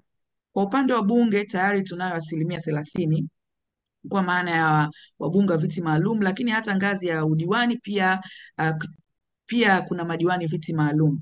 Jambo ambalo UWT imependekeza ni kwamba utaratibu wa viti maalum ama kile kiwango cha uwakilishi wa wanawake huu ambao upo katika eneo la wabunge pamoja na madiwani ungeenda pia katika ngazi ya serikali za mitaa, kwa sababu hivi sasa uwakilishi wa wanawake katika serikali za mitaa upo chini sana. Nikija kwenye wenye viti wa vijiji ni 2.1% peke yake ndio wanawake. Wenye viti wa serikali za mitaa 12.6% peke yake ndio wanawake. Na 6.7% ya wenye viti wa vitongoji ndio wanawake. Sasa ili kuongeza idadi hii ya wanawake, ina maana iko haja ya wanawake kugombea katika upande wa majimbo, kugombea katika kata, lakini pia na kugombea katika serikali za mitaa. Na ili mwanamke aweze kugombea inapaswa ateuliwe na chama cha siasa. Na tunatambua ya kwamba chama cha siasa hakipaswi na hakiwezi pia kuteua tu mgombea, kwa sababu kumteua mgombea mwanamke labda aweko katika eneo ambalo yani na chama kijiweke katika risk ya kupoteza kile kiti. Kwa hiyo ni dhahiri kukiwa kuna sharti katika hizi sheria ambazo zitaweka kiwango cha asilimia fulani ya wagombea ambao watateuliwa watakuwa wanawake, ina maana vyama vya siasa vitapambana na kufanya tafiti ya kupata wanawake ambao wataweza kugombea, wataweza kushindana, ili pia kila chama hicho kisiwe katika nafasi ya kupoteza kiti hicho, na wanawake hao wapo. Kwa UWT kupitia mwenyekiti wetu wa taifa mjumbe wa kamati kuu Mary Peace Chatanda imependekeza kwamba sheria hii iweke kifungu hasa katika sheria ya vyama vya siasa, lakini pia katika sheria ya uchaguzi wa rais, wa bunge na madiwani, iweke kifungu ambacho kinaelekeza kwamba vyama vya siasa katika orodha yao ya wagombea ambao watakuwa wameteuliwa kwenye majimbo, kata na serikali za mitaa, basi angalau 20% wawe wanawake. Kwa maana hiyo, hii kwanza itatanua wigo wa wanawake kuingia katika nafasi hizi za uwakilishi, lakini pia itachochea hamasa kwa wanawake wengi kuweza kujitokeza. Jambo la pili ambalo UWT imependekeza ni swala zima la gharama. Kwa upande wa UWT imependekeza kwamba katika sheria hii ya mswada wa sheria ya Tume ya Taifa ya Uchaguzi iongezwe kuwe kuna ibara mpya ambayo inaongeza jambo moja, kuwe kuna ibara mpya ambayo inapendekeza ruzuku za vyama vya siasa, asilimia fulani ya ruzuku ile iweze kutumika kuwajengea uelewa na kuwajengea uwezo wanawake pamoja na makundi maalum kuweza kushiriki na kugombea katika siasa. Hiyo ni kwa upande wa sheria ya vyama vya siasa. Kwa upande huu wa Tume ya Taifa ya Uchaguzi, sheria pia iweke vifungu ambavyo itawezesha Tume ya Uchaguzi kusimamia namna ambavyo fedha za uchaguzi zinatumika pia kujengea uwezo wanawake. Lakini jambo jingine ambalo UWT imependekeza ni kuona namna gani ambavyo ile gharama ya dhamana ambayo ile kiwango cha fedha ambacho kinatakiwa kitolewe na wagombea ama wa udiwani ama wabunge wa majimbo, pale ambapo mgombea ni mwanamke, basi gharama ile iweze kupunguzwa iwe nusu ya gharama. Lakini leo hii katika michango ya wabunge wenzetu kutoka mbunge kutoka Malawi, Mheshimiwa Susan Dosi, yeye amesema nchini Malawi wanalipiwa gharama yote ile ambayo wanatakiwa kulipa wale wagombea wanawake. Kwa hiyo ni jambo ambalo tunaweza tukajifunza, tukaona namna ambavyo tunaweza tukaimarisha hoja yetu kwa muktadha huo. Jambo jingine ambalo ni muhimu na UWT imelipendekeza, nami kama mbunge nitaendelea kulibeba na kulichagiza, ni kwamba sheria iweke mfumo, na hii ni kwenye muswada wa sheria ya uchaguzi wa rais, wa bunge na madiwani, katika kifungu cha 112 pamoja na kifungu cha 113, sheria iweke mfumo wa namna ya kuwapata wabunge wa viti maalum, wabunge wa viti maalum na madiwani wa viti maalum, kwa sababu hivi sasa ni Chama cha Mapinduzi pekee yake chenye utaratibu ambao unatambulika na ni wawazi wa namna ambavyo wabunge wa viti maalum na madiwani wa viti maalum wanapatikana, na kunakuwa kuna uchaguzi mkubwa, tena uchaguzi moto haswa ndani ya chama kupitia jumuiya ya UWT kwa ajili ya kupata uwakilishi huu.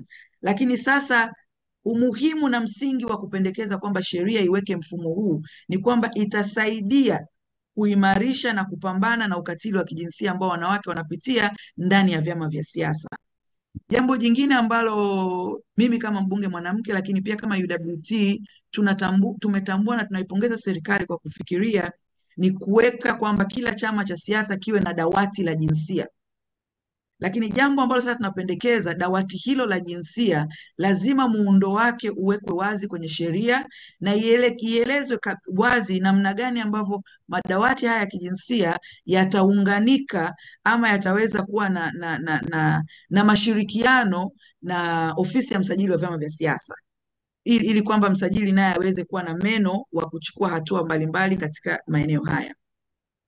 Jambo la mwisho ambalo kwa kulingana na muda ambalo ningependa pia kuliongelea ni namna ambavyo sheria ya vyama vya siasa lazima itambue makosa ya ukatili wa kijinsia, ikiwemo makosa ya ukatili wa kijinsia mtandaoni.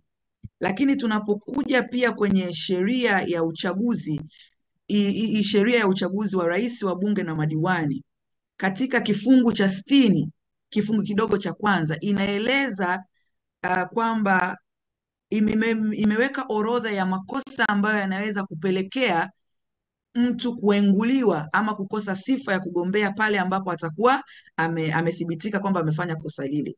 Kwa hiyo jambo ambalo tunataka kulipendekeza ni kwamba sheria hii katika kifungu hicho iongeze kosa la ukatili wa kijinsia, kwamba pale ambapo mtu atakuwa amethibitika kufanya makosa ya ukatili wa kijinsia, nayo iwe ni moja ya makosa ambayo inaweza ikampelekea mgombea yule kuenguliwa, na vitendo hivi vya ukatili vya kijinsia ijumuishe makosa ya unyanyasaji wa kingono, ijumuishe pia ukatili wa kijinsia wa kimtandao, na jambo hili liwe kwa kipindi chote cha uchaguzi, kwa maana kabla ya uchaguzi, kipindi cha uchaguzi na hata baada ya uchaguzi. Na tunaweza pia tukajifunza kutoka kwa mbunge huyu Mia Petra ambaye ni mbunge wa bunge la Ulaya, lakini ametupa pia uzoefu nchini Finland, na ametueleza pia hata ndani ya bunge la Ulaya wako katika mchakato wa kutunga sheria ambayo itaangazia kwa ukaribu zaidi swala la ukatili wa kijinsia mtandaoni, hususan kwa wanawake katika siasa. Kwa madam na sisi tumepata fursa hii, nadhani itakuwa ni jambo muhimu na jema la kufanya, na kwa msingi huo mzima tutaweza kuimarisha ushiriki wa wanawake katika siasa, tutaweza kuimarisha usawa wa kijinsia katika siasa, na kwa kufanya hivi tutaweza kuchangia katika kutekeleza moja ya mambo ambayo Mheshimiwa Rais Dr. Samia Suluhu Hassan aliyasema katika mkutano wake wa kwanza alivyohutubia kwenye UN General Assembly kule New York. Ilikuwa ni Septemba 2021, na nikijaribu kumnukuu alisema kwamba katika mambo ambayo ana uzito mkubwa katika mabega yake, yani uzito mkubwa amebeba katika hii nafasi yake ya kuwa rais wa kwanza mwanamke Tanzania, ni namna ambavyo ataweza kuchangia kuimarisha na kuongeza idadi ya uwakilishi wa wanawake katika siasa na katika uongozi. Kwa hiyo kwa kuhakikisha tunaweka misingi ambayo itapelekea usawa wa kijinsia katika miswada hii, moja kwa moja itamaanisha itakuwa tunaimarisha na tunachangia kutekeleza moja ya maono yake. Na hata katika kikosi kazi alikuwa anasisitiza mara kwa mara swala la usawa wa kijinsia lisisaulike. Kwa hiyo kwa muktadha huo, mimi nina imani kubwa kwamba wadau pamoja na wadau mbalimbali wataona tija ya umuhimu wa kuimarisha jambo zima la usawa wa kijinsia katika siasa, lakini kubwa zaidi hata ndani ya bunge. Tunaamini kwamba tutaungwa mkono na wabunge wenzetu wanaume ambao hata mpaka hivi sasa wamekuwa na mchango mkubwa sana, na wamekuwa wakishiriki mijadala mbalimbali hata ndani ya bunge, hata katika semina mbalimbali ambazo tunaziandaa katika kuona namna ya kuimarisha usawa wa kijinsia kwa wanawake ndani ya siasa. Kwa hiyo nami nichukue fursa hii kuwashukuru sana wabunge wenzetu wanaume kwa namna ambavyo wanatuunga mkono katika ajenda hii, na naamini pale ambapo miswada hii italetwa bungeni katika mijadala, basi tutakuwa na mijadala yenye tija. Na kwa kuhitimisha, napenda pia kutambua namna ambavyo tumekuwa na spika wetu Mheshimiwa Dr. Tulia Ackson katika kipindi hichi cha Mheshimiwa Rais Dr. Samia Suluhu Hassan, ambaye spika wetu amekwenda kuwa rais wa Umoja wa Mabunge Duniani, jambo ambalo linaendelea kudhihirisha namna ambavyo wanawake katika uongozi tunaweza. Na nisisitize, tunavyosema tunahitaji usawa wa kijinsia katika siasa, sio kwamba tunaomba kupendelewa au kuomba favor. Tunahitaji wanawake wapewe fursa ya kushindana, na ile fursa isinyimwe kabla ya kuingia kwenye ulingo wa kushindana. Baada ya kusema hayo, na kushukuru sana na naendelea kumpongeza sana Mheshimiwa Rais Dr. Samia Suluhu Hassan kwa jitihada zake za kuimarisha demokrasia, kuziishi na kuzitekeleza kwa vitendo zile R4. Asante sana. Nakushukuru sana Mheshimiwa Neema Rugangira, mbunge viti maalum, kwa mchango wako huo ambao umeuweka pia kwa muktadha wa chama chako cha siasa kama sehemu ya maoni katika maboresho kwenye miswada ili sheria basi zikuzika vizuri. Asante sana. Ninaye Goodluck Ngingo kama mzungumzaji, lakini nilikuwa pia natarajia kuwa na mama yetu Balozi Dr. Gertrude Mongella.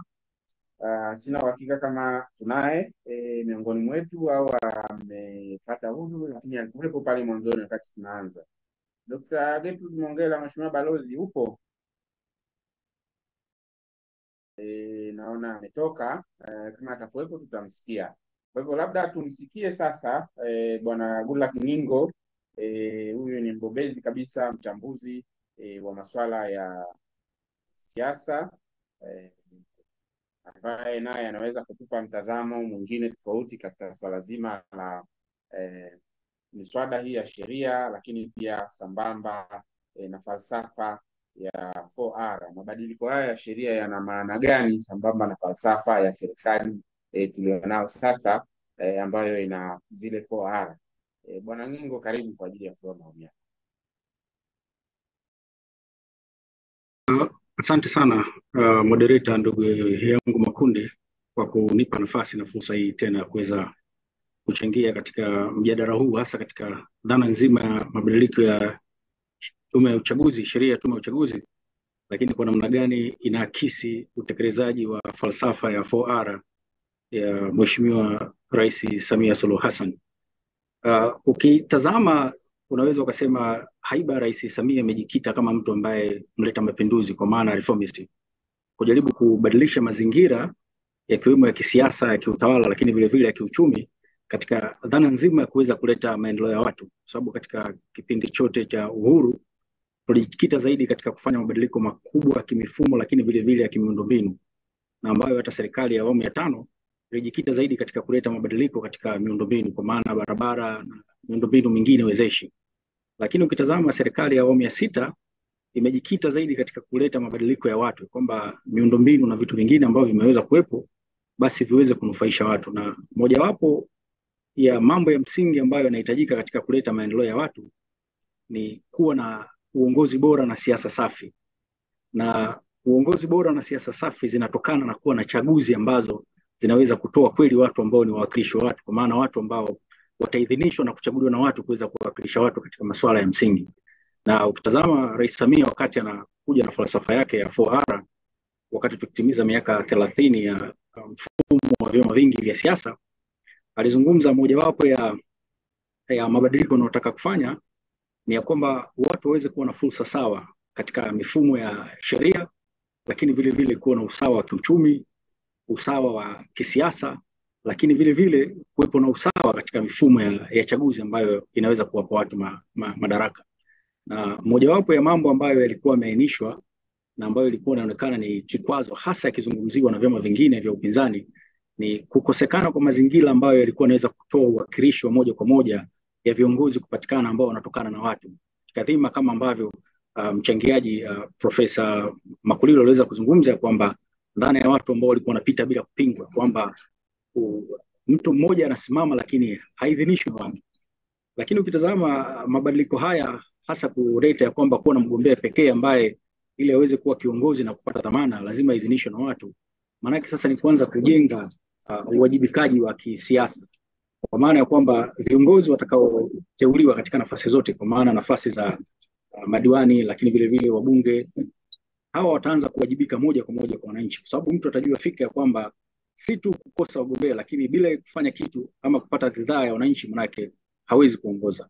Sasa hii swala la kuleta uwajibikaji wa kisiasa manake linaweza kwenda kuleta mabadiliko ambayo tunahitaji, hasa kuwa na uwakilishi katika ngazi za wananchi, kwa sababu ukitazama baadhi ya viongozi bila kujalisha wanatoka chama gani, wanapojua kwamba wao watapita bila kupingwa, kwa maana hawatopigiwa kura na wananchi, wakati fulani wamekuwa wakisahau kufanya majukumu yao ya msingi. Na ukitazama dhana ile ya Rais Samia ya kutaka kuwa na siasa shirikishi, kwa maana ya kwamba watu waweze kushiriki kwenye siasa, ni lazima upate viongozi ambao wanaidhinishwa na watu, na kwa kufanya hivyo manake kutaendelea kukomaza, lakini vile vile kujenga demokrasia yetu, sababu msingi mkubwa wa maendeleo na hasa katika siasa za sasa ni kuwa na viongozi ambao wanaweza kushiriki na kuwa na siasa shirikishi, kwa maana ya kwamba nchi yetu, lakini vile vile nchi nyingi za Kiafrika zimeshaondokana na siasa za harakati, siasa za kutaka madaraka. Badala yake kuna kuwa na siasa jumuishi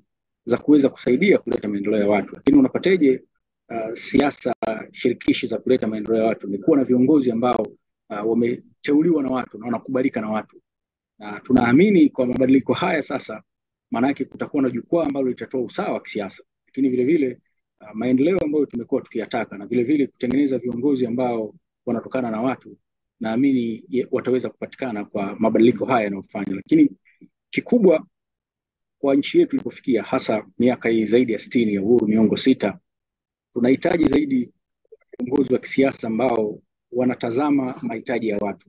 Lakini hawa ambao wanatazama mahitaji ya watu watapatikanaje? Watapatikana kwa mfumo huu sasa ambao unawekwa, kwa sababu kuna baadhi ya watu walikuwa wako miaka yote kwenye siasa, kwenye uongozi, lakini walikuwa hawajibiki kwa sababu walikuwa wanajua kwamba wao watapita tu, hasa akiona kwamba hakuna wagombea wengine basi ataidhinishwa. Lakini kwa sasa ataona kwamba yeye anawajibika kwa watu, na hata ile dhana ambayo iko kwenye katiba yetu ya Jamhuri ya Muungano wa Tanzania ambayo inasema madaraka na mamlaka ya kuongoza yatatokana na watu na viongozi na wakilishi wa watu, maana ni dhana ambayo sasa tutaishi katika uhalisia wake, sababu ya kwamba hakutakuwa na kiongozi ambaye labda tu atatokana kwamba alijaza fomu ya uchaguzi basi akapata dhamana ya kuongoza, maana lazima akubaliwe na watu.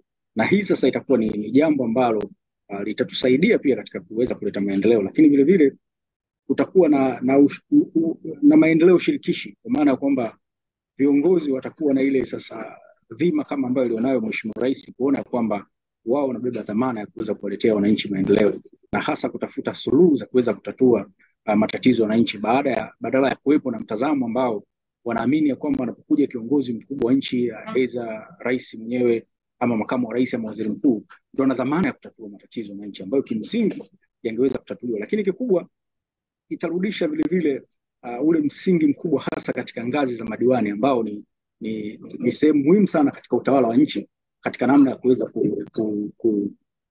kusaidia kutawala, kwa sababu kumbuka katika mfumo wetu tulionao na katiba umetoa madaraka kamili kwenye serikali za mitaa, kwamba wananchi wengi ambao sehemu kubwa wa Tanzania maisha yao kila siku, mipango ya maendeleo, lakini mambo mengi yanategemeana zaidi na serikali za mitaa, kwa maana ya kwamba mabaraza madiwani na madiwani wenyewe kwa swala zima la kusimamia maendeleo, lakini vile vile kupitisha mipango ya maendeleo na vile vile kusimamia rasilimali ambazo zinapelekwa na serikali kuu kwenye maendeleo. Na ukitazama mojawapo ya changamoto kubwa ilikuwa wakati fulani ni usimamizi usioridhisha wa rasilimali za serikali, hasa kwenye ngazi serikali za mitaa. Lakini kwa nini? Kwa sababu baadhi ya wakilishi ambao wananchi ambao ni madiwani kutothamini ama kutojua wajibu wao, na hasa kuona kwamba kama kuna nafasi ya kuweza kupita bila kupingwa basi hawajibiki kwa wananchi. Lakini unaona kabisa hii inatengeneza wajibu na swala zima la uwajibikaji ambalo tunaamini litaweza kuchochea maendeleo katika sehemu kubwa. Lakini vile vile mabadiliko haya ya sheria yanatuweka katika nafasi nzuri sasa ya kuweza kusimamia mipango yetu kama taifa kwa pamoja, kwa sababu tukishakuwa na siasa shirikishi ambazo zinaleta wajibu wa viongozi, maanake wote jukumu letu litakuwa ni moja, kuwaletea wananchi maendeleo. Na dhana ya kufanya siasa zile ambazo sio za staa ama siasa za harakati, tunaamini zitaondoka, kwa sababu mtu atajua kwamba atapimwa na wananchi kwa namna gani ana akisi matakwa na dhamira za wananchi katika swala zima la kutatua shida zao za msingi, lakini kubwa katika kuweza kusaidia katika kuweza kuwaletea maendeleo. Kwa hii inatengeneza uwajibikaji mkubwa katika siasa, lakini vile vile inatengeneza sasa jukwaa zuri. Lakini kikubwa unaona Rais Samia anakamilisha sasa mambo ambayo pia alianzishwa na chama chake cha Mapinduzi, hasa kufanya mabadiliko ya sera ili aweze kuendana na dunia sasa, kwa sababu dunia imebadilika katika mfumo wa kiuchumi. Na hata ukitazama mataifa makubwa siku hizi yanaangalia kwamba wewe unaweza kunufaisha nini, na tumeondoka katika siasa ambazo tulikuwa tunasema tuna marafiki wa kihistoria, kwamba urafiki unaweza kubaki hata kama hauna faida na nyinyi. Na ukitazama mabadiliko haya yanaweza kutusaidia kuweza kufika pale. Lakini kikubwa swala zingine ambalo aliweza kuzungumzia Mheshimiwa Rais, swala la uvumilivu. Maana tunaamini katika mabadiliko ya sheria sasa tutakuwa na chaguzi ambazo zitakuwa na amani na chaguzi ambazo zitafanyika katika dhana ya kistaarabu, kwa sababu imeonyesha uwajibikaji, lakini vile vile sheria hizi zinazungumzia baadhi ya mambo ambayo wakati fulani baadhi ya vyama ama baadhi ya wagombea na washiriki walikuwa naamini baadhi ya vipengele vya sheria vilikuwa vina wanyima haki, na ambao ndio ilikuwa chanzo wakati fulani kuwa na siasa ambazo sio stahimilivu, siasa ambazo zinachochea machafuko wakati wa uchaguzi. Kwa hii itasaidia pia kuweza kuwa na chaguzi za amani, lakini kikubwa kuendelea kuimarisha misingi ile ya amani na umoja ambayo ndio nguzo yetu ya taifa na nguzo ya taifa letu. Kwa hiyo naamini ni sheria imegusa vitu vingi ambavyo vya msingi na itaweza kuleta sasa mabadiliko ya kweli kwenye majukwaa ya kisiasa, lakini kikubwa itaenda kuakisi sasa siasa zile za vyama vingi kama ambavyo wengi walikuwa ni matumaini yao, na kuweza kutatua kero kadhaa ambazo zilikuwa zikizungumzwa na watu wengine. Lakini kikubwa kwa kumalizia, inaonyesha kabisa dhamira ya Rais Samia kuweza kuleta mabadiliko kwenye nyanja ya kisiasa, nyanja za kiuchumi, lakini vile vile kuleta uwajibikaji wa kisiasa na kuimarisha utawala bora, jambo ambalo ni la msingi sana kwa taifa lolote kuweza kuendelea. Na hii inaonyesha kabisa ya kwamba tukiendelea na kasi hii na mabadiliko haya na tukiweza kuyaunga mkono na kusimamia, basi tunaweza kufika pale ambako tunahitaji kufika. Kwa hiyo naomba niishie hapo kwa sasa. Asante sana katika medani hizi za siasa, siasa safi, uwajibikaji wa siasa, ustahimilivu wa kisiasa ambao utafanya chaguzi ziwe nzuri, salama, lakini pia ushiriki wetu katika diplomasia katika medani za kimataifa. Dr. Gertrude Mongella, Mheshimiwa Balozi, wewe ni mwanadiplomasia lakini pia mwanasiasa mbobezi wa kipindi kirefu, umetumika lakini pia una uzoefu mkubwa.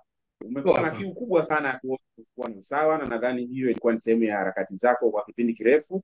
Sasa tunaona namna ambavyo tuna kiongozi mwanamke, lakini pia tunaona mambo anayoyafanya ikiwa ni pamoja na miswada hii ambayo iko mbele yetu. Tupe uzoefu wako na nini maoni yako sambamba na haya yanayotokea.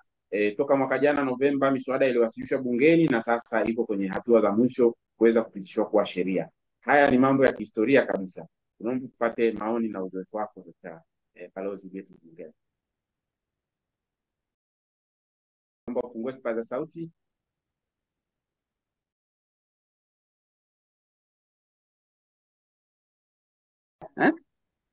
Halo. Kwanza napenda nichukue nafasi hii kumpongeza Rais na serikali yake katika kuandaa miswada hii na kuandaa utaratibu wa kushirikisha wingi wetu katika majadiliano haya ambayo yatasaidia bunge kujua wengine tunafikiria nini. Moja ambayo nataka niangalie kuhusu ushirikishwaji wa wanawake ni kwamba tulipokuwa tunazungumza katika mikutano ya kimataifa, tulifika mahali tukasema, je, kiongozi anafaa tu awe mwanamke, tumuweke kwa sababu ni mwanamke katika uongozi wa aina yoyote, au tufanyeje? Tukasema ya kwamba tunataka tuionyeshe dunia tofauti za kuwa na kiongozi mwanamke. Mwanamke akiingia mahali, kama ni kwenye chombo cha uchaguzi, basi afike mahali, kama ni katika nafasi ya uchaguzi, afike mahali ushiriki wake ubadilishe hali ilivyo katika eneo hilo. Kwa hiyo sio tu kuingia kwenye boardroom, ni kuingia kwenye boardroom na kuangalia mazingira yaliyoko pale, kama viti vimepangwa vizuri na kila kitu, yani mazingira yametengenezwa vizuri. Kwa hiyo maana yake kwa kifupi ni kwamba kiongozi akishika nafasi, akiangalie eneo na kipi kinahitaji kuwekwa sawa sawa. Kwa hiyo Mheshimiwa Samia anachokifanya kila siku anaangalia ni wapi, ni kipi, ni jambo lipi lifanyiwe masahihisho, na hii inakuja kwenye kati ya falsafa yake ile ya Kiingereza kigumu kile, Kiingereza cha is it rebuilding or restructuring or reform, whatever it is.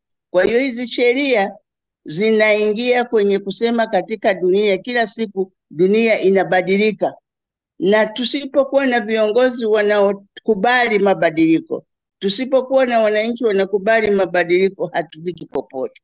Sasa nakuja kwenye suala la usawa wa wanawake. Usawa wa wanawake hatupaswi hata kuomba. Ni swala la haki, na kwamba nchi yoyote ambayo haitatekeleza usawa inavunja sheria za haki za binadamu. Na wengi tumeridhia mkataba wa Umoja wa Mataifa, wengi katiba zetu zinataja wanawake kwamba ni binadamu sawa. Maandiko ya dini kama Biblia, Genesis book 1 and 2, ni kwamba Mungu aliumba mtu mke na mtu mume. Full stop. Sasa tunapokuwa tunakiruka haya mambo, tunatekeleza yapi?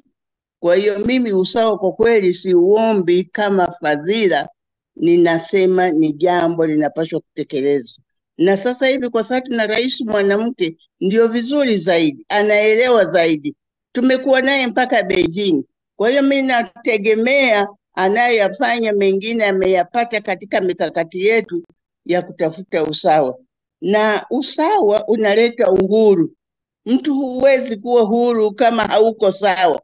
Kama unanyanyaswa, kama unakandamizwa, huwezi ukawa ni mtu huru. Kwa hiyo tuliposema tulipata uhuru wa taifa, maana yake tuende mpaka na wanawake nao wajisikie wako huru, na hawezi kuwa huru kama hawapati fursa sawa katika maendeleo ya nchi zetu. Ningependa niseme tu katika hizo sheria zinaenda kupitishwa bungeni, ni vema tukaangalia hii sheria ya uchaguzi, nafasi ya mwanamke katika kuchaguliwa, bila kuondoa rushwa ndani ya uchaguzi na mkakati ya uchaguzi. Mwanamke kila siku hatapata nafasi. Wanawake wachache tuna hizo pesa za kukaa tunatembeza kuhonga mamilioni kwa mamilioni. Sisi wengine tulipitia mfumo ambao siku zile kulikuwa unaomba kama omba, jamani naomba na mimi mniweke, naomba na mimi. Huombwi chochote, hakuna nani hii ya unyanyasaji wa kingono, hongo ya ngono sijui haikuwepo, mambo ya kutoa pesa hakuna, ni kuomba na kusimama na kujieleza kiasi kwamba watu wanasema huyu mama anaweza. Na mimi nasema katika sheria zetu za kutafuta watu wa kugombea wanawake, ni lazima tuhakikishe tusivunje taratibu za wanawake kuwa ni wale wenye uwezo wa kutekeleza yale tunayoyataka.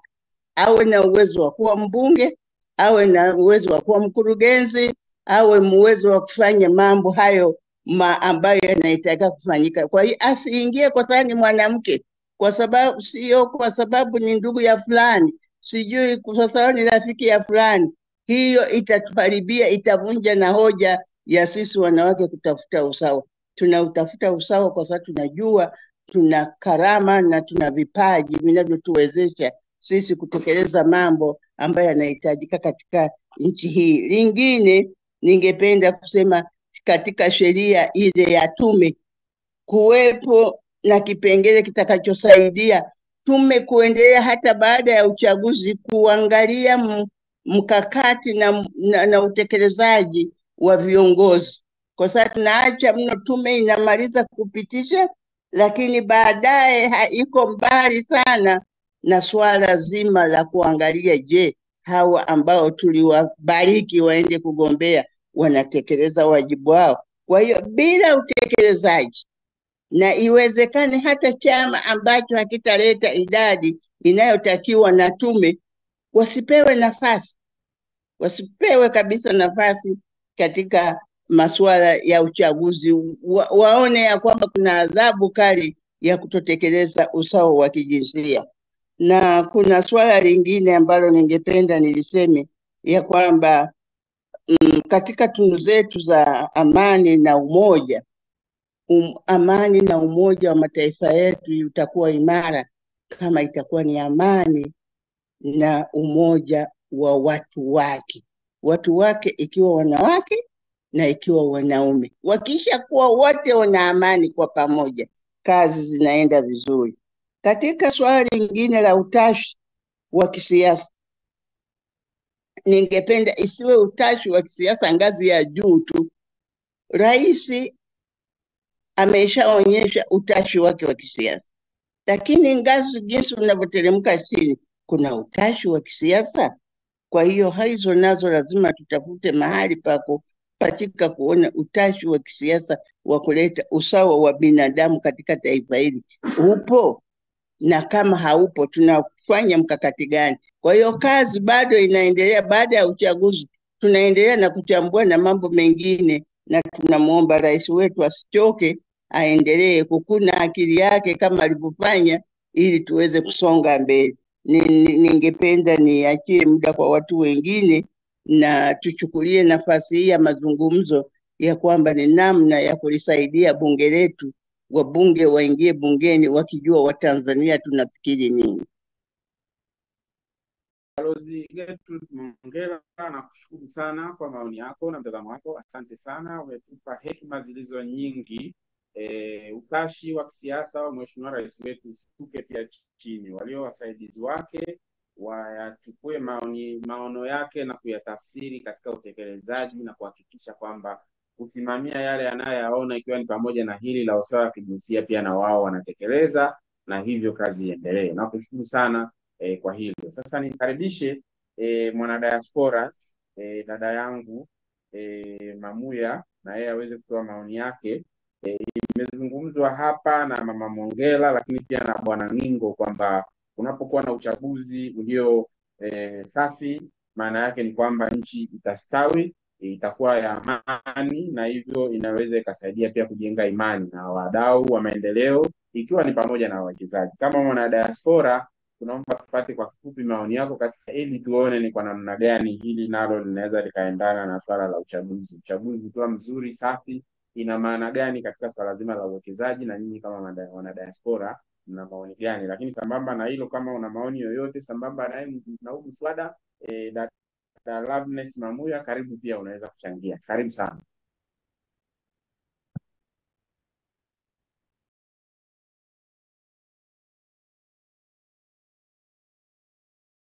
Naona hatunaye, alishatoka dada Loveness Mamuya, alikuwepo pale mwanzoni, labda kwa sababu mjadala umekuwa kidogo mrefu.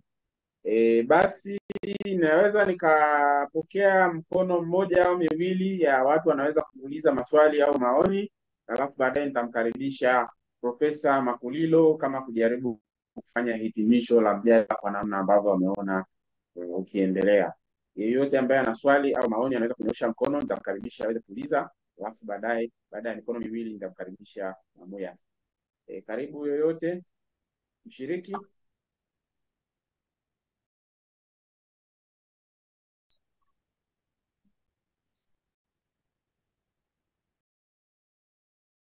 Kuna basi Profesa Kibanda, huyu unafahamu ni mwandishi wa habari mkongwe, karibu.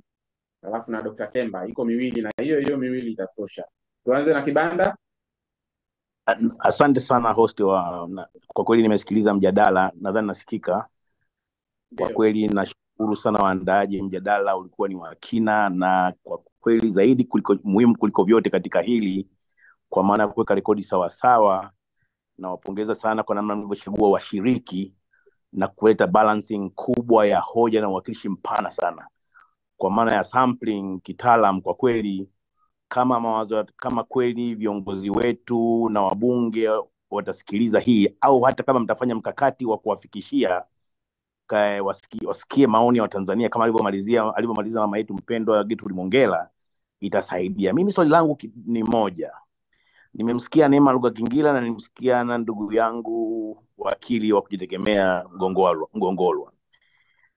Na kweli nikiwa vile vile mmoja wa watu ambao nakubaliana na dhamira njema ya rais wetu katika 4R zake.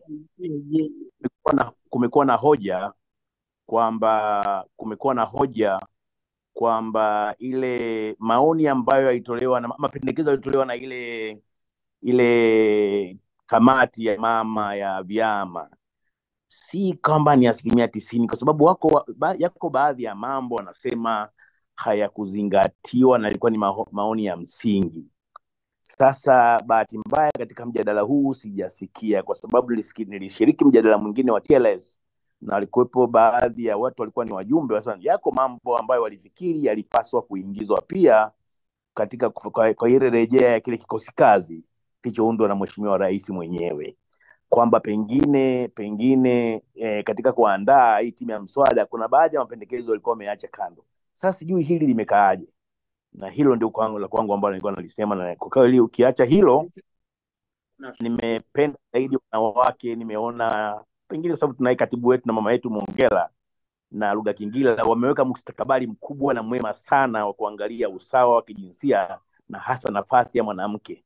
Na rejea ya mama Mongela nadhani ni darasa kubwa kwa vijana wote, si wanawake tu, kujua kwamba rushwa ni tatizo ambalo linatuondoa katika mustakabali, hata kama tutakuwa na sheria njema kiasi gani. Maana mama Mongela amesema kama kiongozi mstaafu, lakini amesema kwa uangalifu. Lakini ukiangalia hitimisho ni kwamba kama tutakuwa na rushwa, hata kama kutakuwa na rushwa, hata sheria zikiwa nzuri kiasi gani, tutakwama. Nashukuru sana. Asante sana Bwana Kibanda kwa maoni yako, yamesikika na nadhani mmoja wa washiriki anaweza kuyajibia au kuyatolea majibu. Naomba sasa nimkaribishe Dr. Temba Anectus na yeye atoe yake, alafu tupate majibu na hivyo tuhitimishe mjadala. Karibu Dr. Temba. Okay, kwanza nashukuru sana kwa hiki kipindi ambacho actually kinatumika ili kuelimisha watu na siasa zetu za nyumbani ili watu waweze kuelewa vizuri.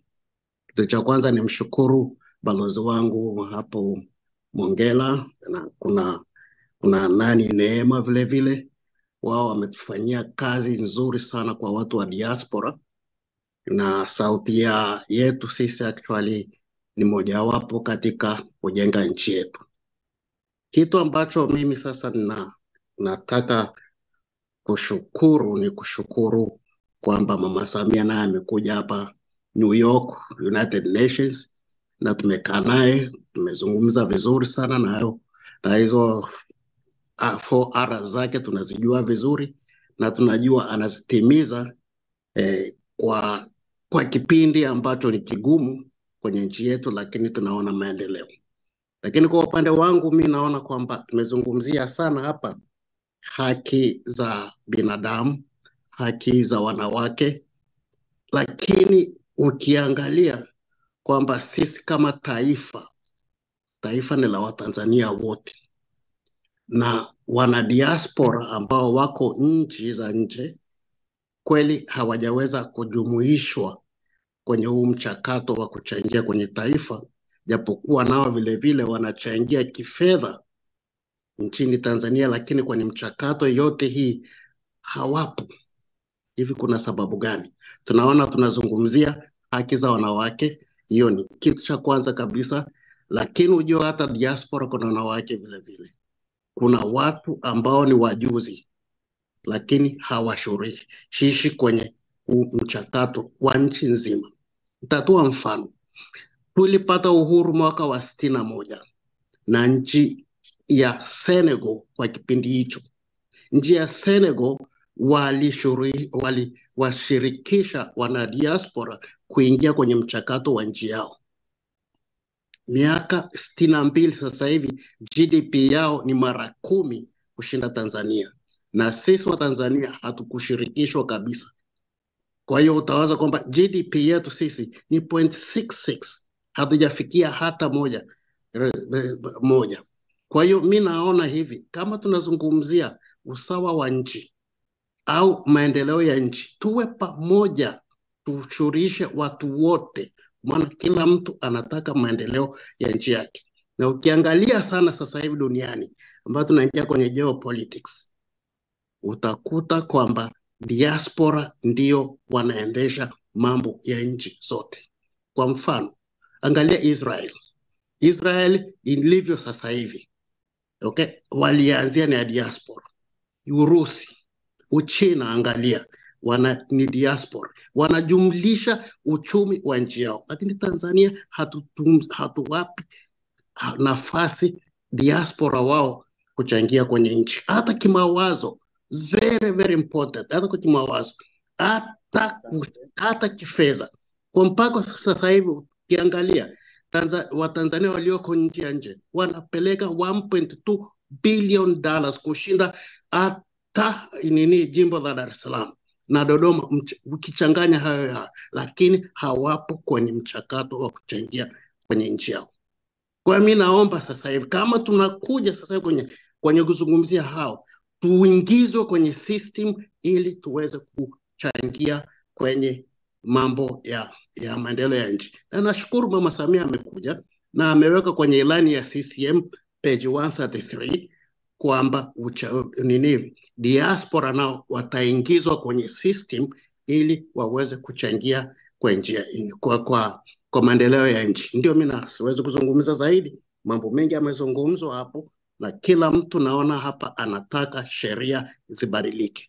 Tukiwa tu, kitu cha kwanza tubadilishe mfumo wa kuhakikisha kwamba nchi zetu bottom down, kwamba watu wote walioko kwenye vijiji au kwenye majimboni ndio wanaochagua viongozi wao, ndio wanaopenda maendeleo yote, lakini vile vile wahakikisha kwamba sheria inafuatwa. Hakuna mtu ambaye anaweza kusema kwamba sheria anaweza kukinga sheria. Ni Kiswahili kimenipotea kidogo hapo.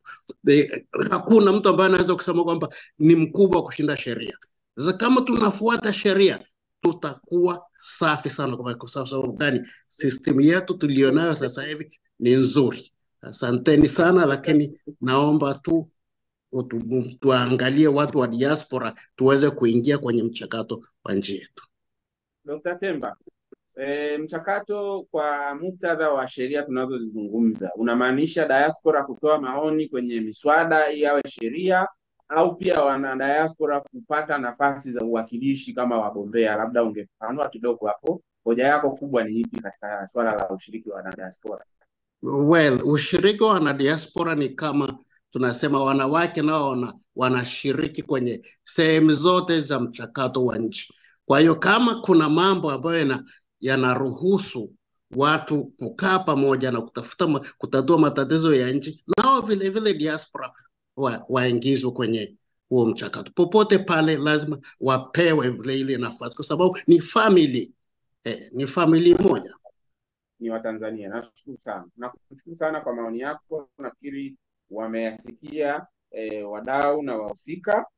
Kama kuna ambaye anaweza kufafanua kidogo miongoni mwa wazungumzaji, au Profesa Makulilo au Mheshimiwa Neema Lugangira, yoyote anaweza akasema lolote, lakini naamini kuna wadau ambao wamelibeba hili, na naamini pia rais wetu anaheshimu na kuthamini sana mchango wa wanadiaspora, na walioko chini yake watalibeba mawazo yako ili kuweza kuyafanyia kazi na kuhakikisha kwamba uwakilishi na ushiriki wa wanadiaspora katika michakato ya maendeleo kama ulivyosema unaimarika zaidi.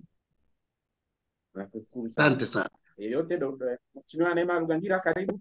Asante sana kakaangu, na Dr. Temba, shikamoo na heri mwaka mpya. Nashukuru kwa mchango wako mzuri. Mimi kwa haraka haraka nachoweza kusema, serikali ya awamu ya 6 chini ya Mheshimiwa Rais Dr. Samia Suluhu Hassan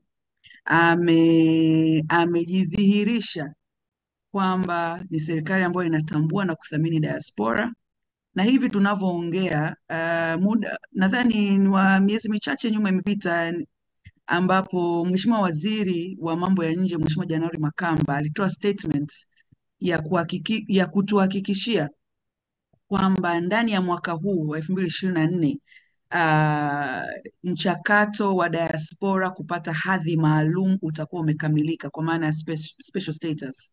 Kwa hiyo pale ambapo mchakato huo utakuwa umekamilika, ushirikishwaji kwa maana ya uwekezaji, kwa maana ya na maeneo mengine kwa kadiri ambavyo itakavyokuwa imewekwa na itakavyokuwa imeelekezwa na huo mchakato wa upatikanaji wa hadhi maalum, ina maana mengi kama sio yote ambayo ameyasema Dr. Temba yatakuwa yameshapatikana. Katika eneo la pili la ushirikishwaji, diaspora wanashirikishwa sana na wamekuwa wakialikwa katika majukwaa mbalimbali kutoa maoni, aidha kwa kupitia balozi au hata kupitia mijadala kama huu hapa. Ndio maana kwa siku ya leo yupo hapo mzee wangu Dr. Temba, na alikuwepo pia dada Loveness pia ambaye alikuwepo hapa online. Kwa hiyo mchakato wa ushirikishwaji upo, lakini mbele zaidi, nadhani wiki hii kama sio jana juzi au kitu kama hivyo, Wizara ya Mambo ya Nje ilikaribisha wadau kutoa maoni kwenye mchakato wa kuboresha na kufanyia mapitio sera ya mambo ya nje. Kwa hiyo bado hiyo nayo ni fursa ya kwa diaspora kuchangamkia fursa na kutoa maoni yayo. Mimi ambacho ni wasii diaspora ni kwamba pale ambapo serikali inakaribisha diaspora kutoa maoni au pia kujisajili, kwa mfano sasa hivi kuna Diaspora Digital Hub, kujisajili, basi wafanye hivyo ili waweze kutambulika zaidi. Kwa kumalizia, nikija kwenye ile eneo la kwa mfano kushiriki kwenye mchakato wa kugombea, swala la kugombea kama ni udiwani ama ni ubunge, hilo ni jambo ambalo liko mahususi kwa ajili ya Watanzania ambao yani mtu ni raia wa Tanzania, na hivyo ndivyo ilivyo hata kwa mataifa mengine. Kwa hiyo si jambo la Tanzania peke yake, lakini jambo ambalo la mataifa mwingine, kwamba sharti la kwanza ni lazima uwe Mtanzania. Baada ya kusema hayo, nashukuru sana kwa kunipa fursa hii ya kufafanua, na tupo pamoja na diaspora, tunawatambua, tunawathamini, na mimi binafsi nitaendelea kusemea hii ajenda kuhakikisha diaspora wanapata hadhi maalum kwa maana special status. Asante. Asante sana Mheshimiwa Neema Rugangira, mbunge. Nimkaribishe sasa Balozi Dr. Gertrude Mongella kama na neno la mwisho la hekima funge, alafu tutamalizia na Profesa Makulilo tuhitimishe. Kama kuna la kumjibu pia Bwana Kibanda au lolote, karibu sana mama yetu.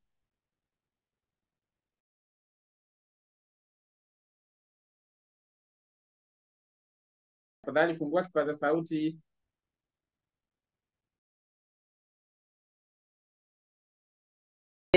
Bwana Temba, heri ya mwaka mpya. Nataka niseme hivi, naomba ujifunze kuwa na kiherehere. Ukisikia nyumbani kuna jambo, usingoje kukaribishwa, ni nyumbani, kimbia haraka, tuma taarifa. Nyie vipi, mbona mmetusahau? Ni kama sisi wanawake tulivyo na kiherehere, tunasema tupo, mbona mnatusahau? Kwa hiyo ukiwa katika kundi maalum, kila mara uwe ni mtu wa kiherehere. Kwa hiyo mimi najua diaspora wana mengi ya kutusaidia. Mkisubiri tuwakaribishe, wakati mwingine tunazidiwa na matatizo, mara tumefurika, mara mvua zimekata. Kwa hiyo tafadhalini, mimi nawajua mna uwezo mkubwa sana, tumieni kiherehere. Nashukuru sana Dr. Mongella, Mheshimiwa Balozi. Naomba nimkaribishe Profesa Makulilo sasa tuhitimishe. Muda umekuwa mrefu zaidi kuliko tulivyotarajia. Karibu sana. Kwanza namshukuru sana Mama Mongella kwa sauti yake nzuri. Tutakuja na kiherehere chetu.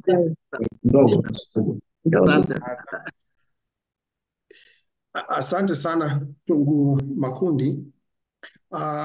Nimefuatilia mjadala, lakini ninapenda niseme mambo yafuatayo kutoka pale nilipoanzia. Jambo la kwanza na la muhimu ni kwamba ni lazima tuelewe kwamba mchakato wa kidemokrasia si jambo la siku moja. Mchakato wa kidemokrasia ni mfumo wa maisha, ni jambo endelevu, na kwa namna moja ama nyingine linakuwa linaboreka kulingana na mahitaji ya wakati, linakuwa linaendelea boreka kulingana na mahitaji ya wadau. Kwa hiyo ni muhimu sana watu wafikirie na waamini kwamba hata hapa tulipo hatujafika tunapokwenda, ama si kwamba ndio tumeishia hapa. Hapana, ni kwa sababu siku zote jamii inaendelea kubadilika, mahitaji yanaendelea kubadilika, na kwa namna moja ama nyingine sheria, kanuni na taratibu zetu zitaendelea kubadilika siku hadi siku kukidhi haja hiyo. Lakini ambacho ni cha muhimu tena, ukifuatilia mjadala huu, washiriki wote tutakubaliana na kusema kwamba serikali ya awamu ya 6 hususan Mheshimiwa Rais Samia Suluhu Hassan amekuja na hizi 4 R's. Sasa hizi 4 R's watu nadhani kipindi fulani wanaziona ni kama mchezo na wanazitamka tu, lakini nadhani msingi wake hajaujua. Ukiangalia hizi 4 R's kuna vitu viwili ambavyo vikubwa vinasema. La kwanza ni admission, kwamba jamii yetu, mifumo yetu, michakato yetu ina kasoro, ina mapungufu hapa na pale. Kwa hiyo inapotokea kiongozi wa juu kabisa anaadmiti kwamba tuna kasoro hapa na pale, lakini anasema, ambao ni msingi wa pili, tusiache hizo kasoro zikakaa hivyo, ni lazima tufanye kitu fulani, kwa hiyo tufanye maboresho. Ndio ile anapozungumza rebuilding, lakini anasema reconciliation. Ni lazima tufanye mambo yote kwa utulivu. Tukianza kufanya kwa vurugu na nini, hatutokwenda. Ni lazima watu wajenge hoja, tusikilizane katika hoja, na hizi hoja ziko nyingi. Watanzania wako wengi sana na hoja ziko nyingi sana. Itakuwa ni uongo kusema kila hoja ya kila mtu itaingia kwenye hizi sheria, haiwezekaniki. Kwa hiyo ni lazima itafika kipindi fulani, baadhi ya hoja zitachujwa, kwa sasa zitatufaa kulingana na mazingira yaliyopo, lakini hatujafika mwisho, tutaendelea. Na maboresho ni mfumo wa maisha. Na jambo la tatu ambalo nataka niseme ni kwamba ni lazima pia tunapokuwa tunafanya maboresho haya tujiangalie. Nimefurahi sana waandaaji walivyoita watu wa Kenya, Malawi na Finland na sehemu nyingine. Ni vizuri sana kipindi fulani tuwe tunajilinganisha na watu wengine duniani wanafanya kitu gani. Kuna wengine ndugu zetu wa diaspora watatuambia pia hapa. Mimi nimefanya tafiti Kenya, Zambia, Malawi, Uganda na sehemu nyingine. Naweza nikakuhakikishia kwamba baadhi ya vitu ambavyo vimezungumzwa hapa tuko mbele sana. Ukiangalia kwa mfano, na nadhani walipo diaspora especially na hususan Marekani wanaweza katuambia. Ukiangalia nchini Marekani kwa lile swala ambalo Dr. Makundu lilizungumza la kupita bila kupingwa, katika hizo states 50 almost 38 zina sheria za kupita bila kupingwa kwa wabunge na wawakilishi, au wanaitwa maseneta na wawakilishi. Yaani akisha tangazwa tu, ni kama sasa hivi sheria zetu zilivyo, akisha sema kwamba wewe ndio umetangazwa, hakuna mpinzani, automatically anakuwa amechaguliwa. Mwaka 2016 ukiangalia kwa mfano katika jimbo la Florida, 44% ya masenators ambao walikuwa 40, 15 walipita bila kupingwa, ambao ni 40%. Ukiangalia kwa wawakilishi, kati ya jumla ya wawakilishi wote 120, 42 ambao almost sasa na 38 walipita bila kupingwa. Hiyo ndio nchi ya Marekani ambayo demokrasia yake ndio tunaiona kama iko juu zaidi. Leo hii sisi tunasema hapana, huyu mtu apigiwe kura. Na ukienda kuangalia wanazuoni wamekuwa kupigia kelele jambo hilo kwa miaka na miaka. Lakini ukiachilia tu hilo, hata katika hizi nchi ukiangalia uchaguzi unasimamiwa na nani? Unasimamiwa na local government authorities. Maana yake nini? Maana yake wenzetu wanapotuzidi ni sehemu moja tu, ni ile trust ya taasisi. Ni lazima tuziamini taasisi zetu. Na hapa nadhani inabidi tuangalie hata katika maboresho haya atakayokuwa naendelea, ni lazima tuhakikishe kuna kuwepo na utamaduni wa kisiasa unaojengeka kuhakikisha watu wanaziamini taasisi. Hii swala la mfano uchaguzi unamalizika tu, unamaliza kupiga kura na wengine wanashika mawe wanakaa nasubiri nani anatangazwa. Sasa hiyo ni kukosa imani. Kwa nadhani kuna kazi kubwa ambayo tunatakiwa tufanye, kutoa elimu na kadhalika ili kujenga huu utamaduni. Ukiangalia hapa Kenya tu karibu kwa ndugu zetu wana tume ya uchaguzi ambayo tuliambiwa ndio ya mfano. Afrika Kusini zinafanana. Ukienda kuangalia kila uchaguzi ukipita, nimefuatilia baada ya katiba mpya ya Kenya 2010, uchaguzi wa 2013, unaona tayari watu wamekwenda mahakamani, uchaguzi umepingwa. Uchaguzi wa 2017, watu wamekwenda mahakamani, uchaguzi umepingwa. Uchaguzi wa 2022 ni hivyo hivyo. Lakini ndio tunaambiwa hizi taasisi zilivyo kwamba ndio zilikuwa ndio katika Afrika kwamba ndio mfano. Kwa hiyo tunachotaka kusema hapa ni kitu gani? Ni lazima taasisi zozote zinaakisi taswira na mahitaji ya sehemu fulani. Huwezi kuchukua jambo ukaliweka kama lilivyo katika kila sehemu likafanya kazi kama kwa utaratibu ulivyo. Kwa upande wa wenzetu mtakubaliana na mimi kwamba wana tatizo kubwa sana la ukabila, na hili lina reflect katika mambo mengi. Sasa ukienda kuangalia kwa mfano sisi Tanzania, inawezekana tatizo letu ni jingine. Ukienda kuangalia Malawi ni lingine, Zambia ni lingine. Kwa hiyo mimi nilichokuwa nafikiri hapa cha msingi ni kuanza kuhakikisha taasisi zinaaminiwa, tunaendelea kufanya maboresho kama haya yanayoletwa hapa ili kuendelea kuzijenga taasisi kuwa imara na ziaminike na ziweze kufanya kazi kwa utaratibu ambao tumeufikiri. Kwa hiyo mimi ninachoona kwamba miswada hii inatupeleka hatua nyingine. Kwa hiyo tusione kama tuko pale pale, tuone kama inatupeleka katika hatua nyingine, na kwamba jambo hili litakuwa ni endelevu. Na mimi wito wangu ungekuwa tusio tunasubiri kabla mwaka mmoja, miaka miwili kabla ya uchaguzi ndio tufanye haya mambo, kwa sababu huu ni mfumo wa maisha. Pale ambapo kuna mahitaji, basi tukae kama jamii tuseme kuna kasoro kama forums zinavyosema, tujipange tuweze kuchukua hatua na kuweza kuboresha. Kwa hiyo maboresho ni mfumo wa maisha na lazima yaendelee. Cha msingi wote wa demokrasia tushiriki kikamilifu katika michakato hii, tutoe maoni yetu na yaweze kufanyiwa kazi. Asante sana. Asante sana Profesa. Kabla sijafunga kabisa, naomba nafasi fupi sana ya dakika moja ya upendeleo kwa mwanadiaspora Loveness, tupe neno tu fupi la kutusalimu kwa sababu tulikosa hapo awali.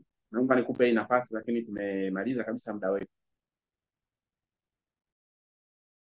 Ngua tupaza sauti. Asante, sijui kama unanisikia. Kusikia vizuri kabisa. Nilipata tatizo kidogo la mtandao. Kwanza nashukuru sana kwa kutupa nafasi hii ya kuingia kwenye mtandao, na pia nampa shukrani mama yetu Rais Mama Samia kwa kuweza kufanya kazi njema na kutimiza na kuahidi 4R inatumika, na faida ya 4R ndo hii ambayo tuko hapa sasa. Nilikuwa naomba tu nipendelee kidogo, swali langu nilikuwa nimejiandaa kulijibu kama itaniruhusu muda wa dakika moja.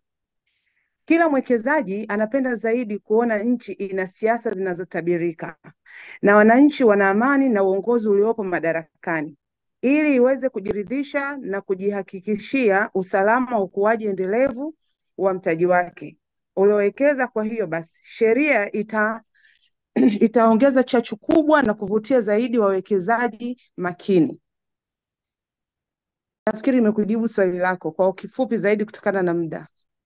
Asante sana, pole sikupa muda kutosha, lakini walau umepata nafasi ya kusalimu na kushiriki.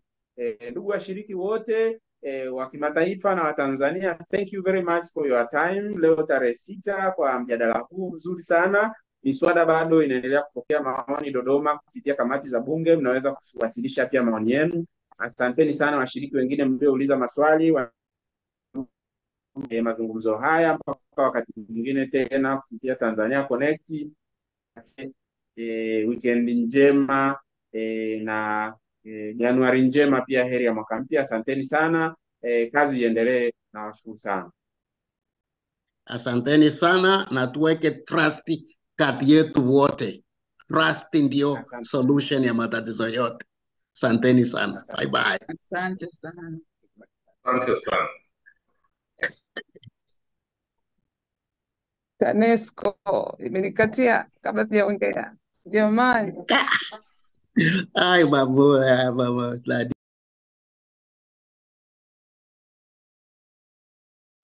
First thing first, we woke up today with a tweet from the president mentioning you about some warnings you had given him about the corruption that is allegedly in the judiciary. What did you warn him about? No, I mean, I was embedded with the presidential campaign, when he was campaigning to become president.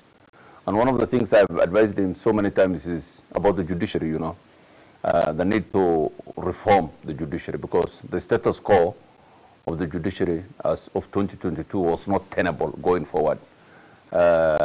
I've told him about, how endemic corruption is, how, the judiciary, will be very active player in a negative manner in the politics, the economy, and the social progression of society. So the president was alive. I mean, he had his own view on the judiciary. I knew he will come back to it, but I think this is the right time. He thought that he should probably visit that agenda. As an insider and a person who was served in the JSC, who are these people that the president is referring to as people who are hindering his progress and his projects through constant litigation? I think what the president has is, this thing doesn't happen out of the blue. I mean, the courts don't just give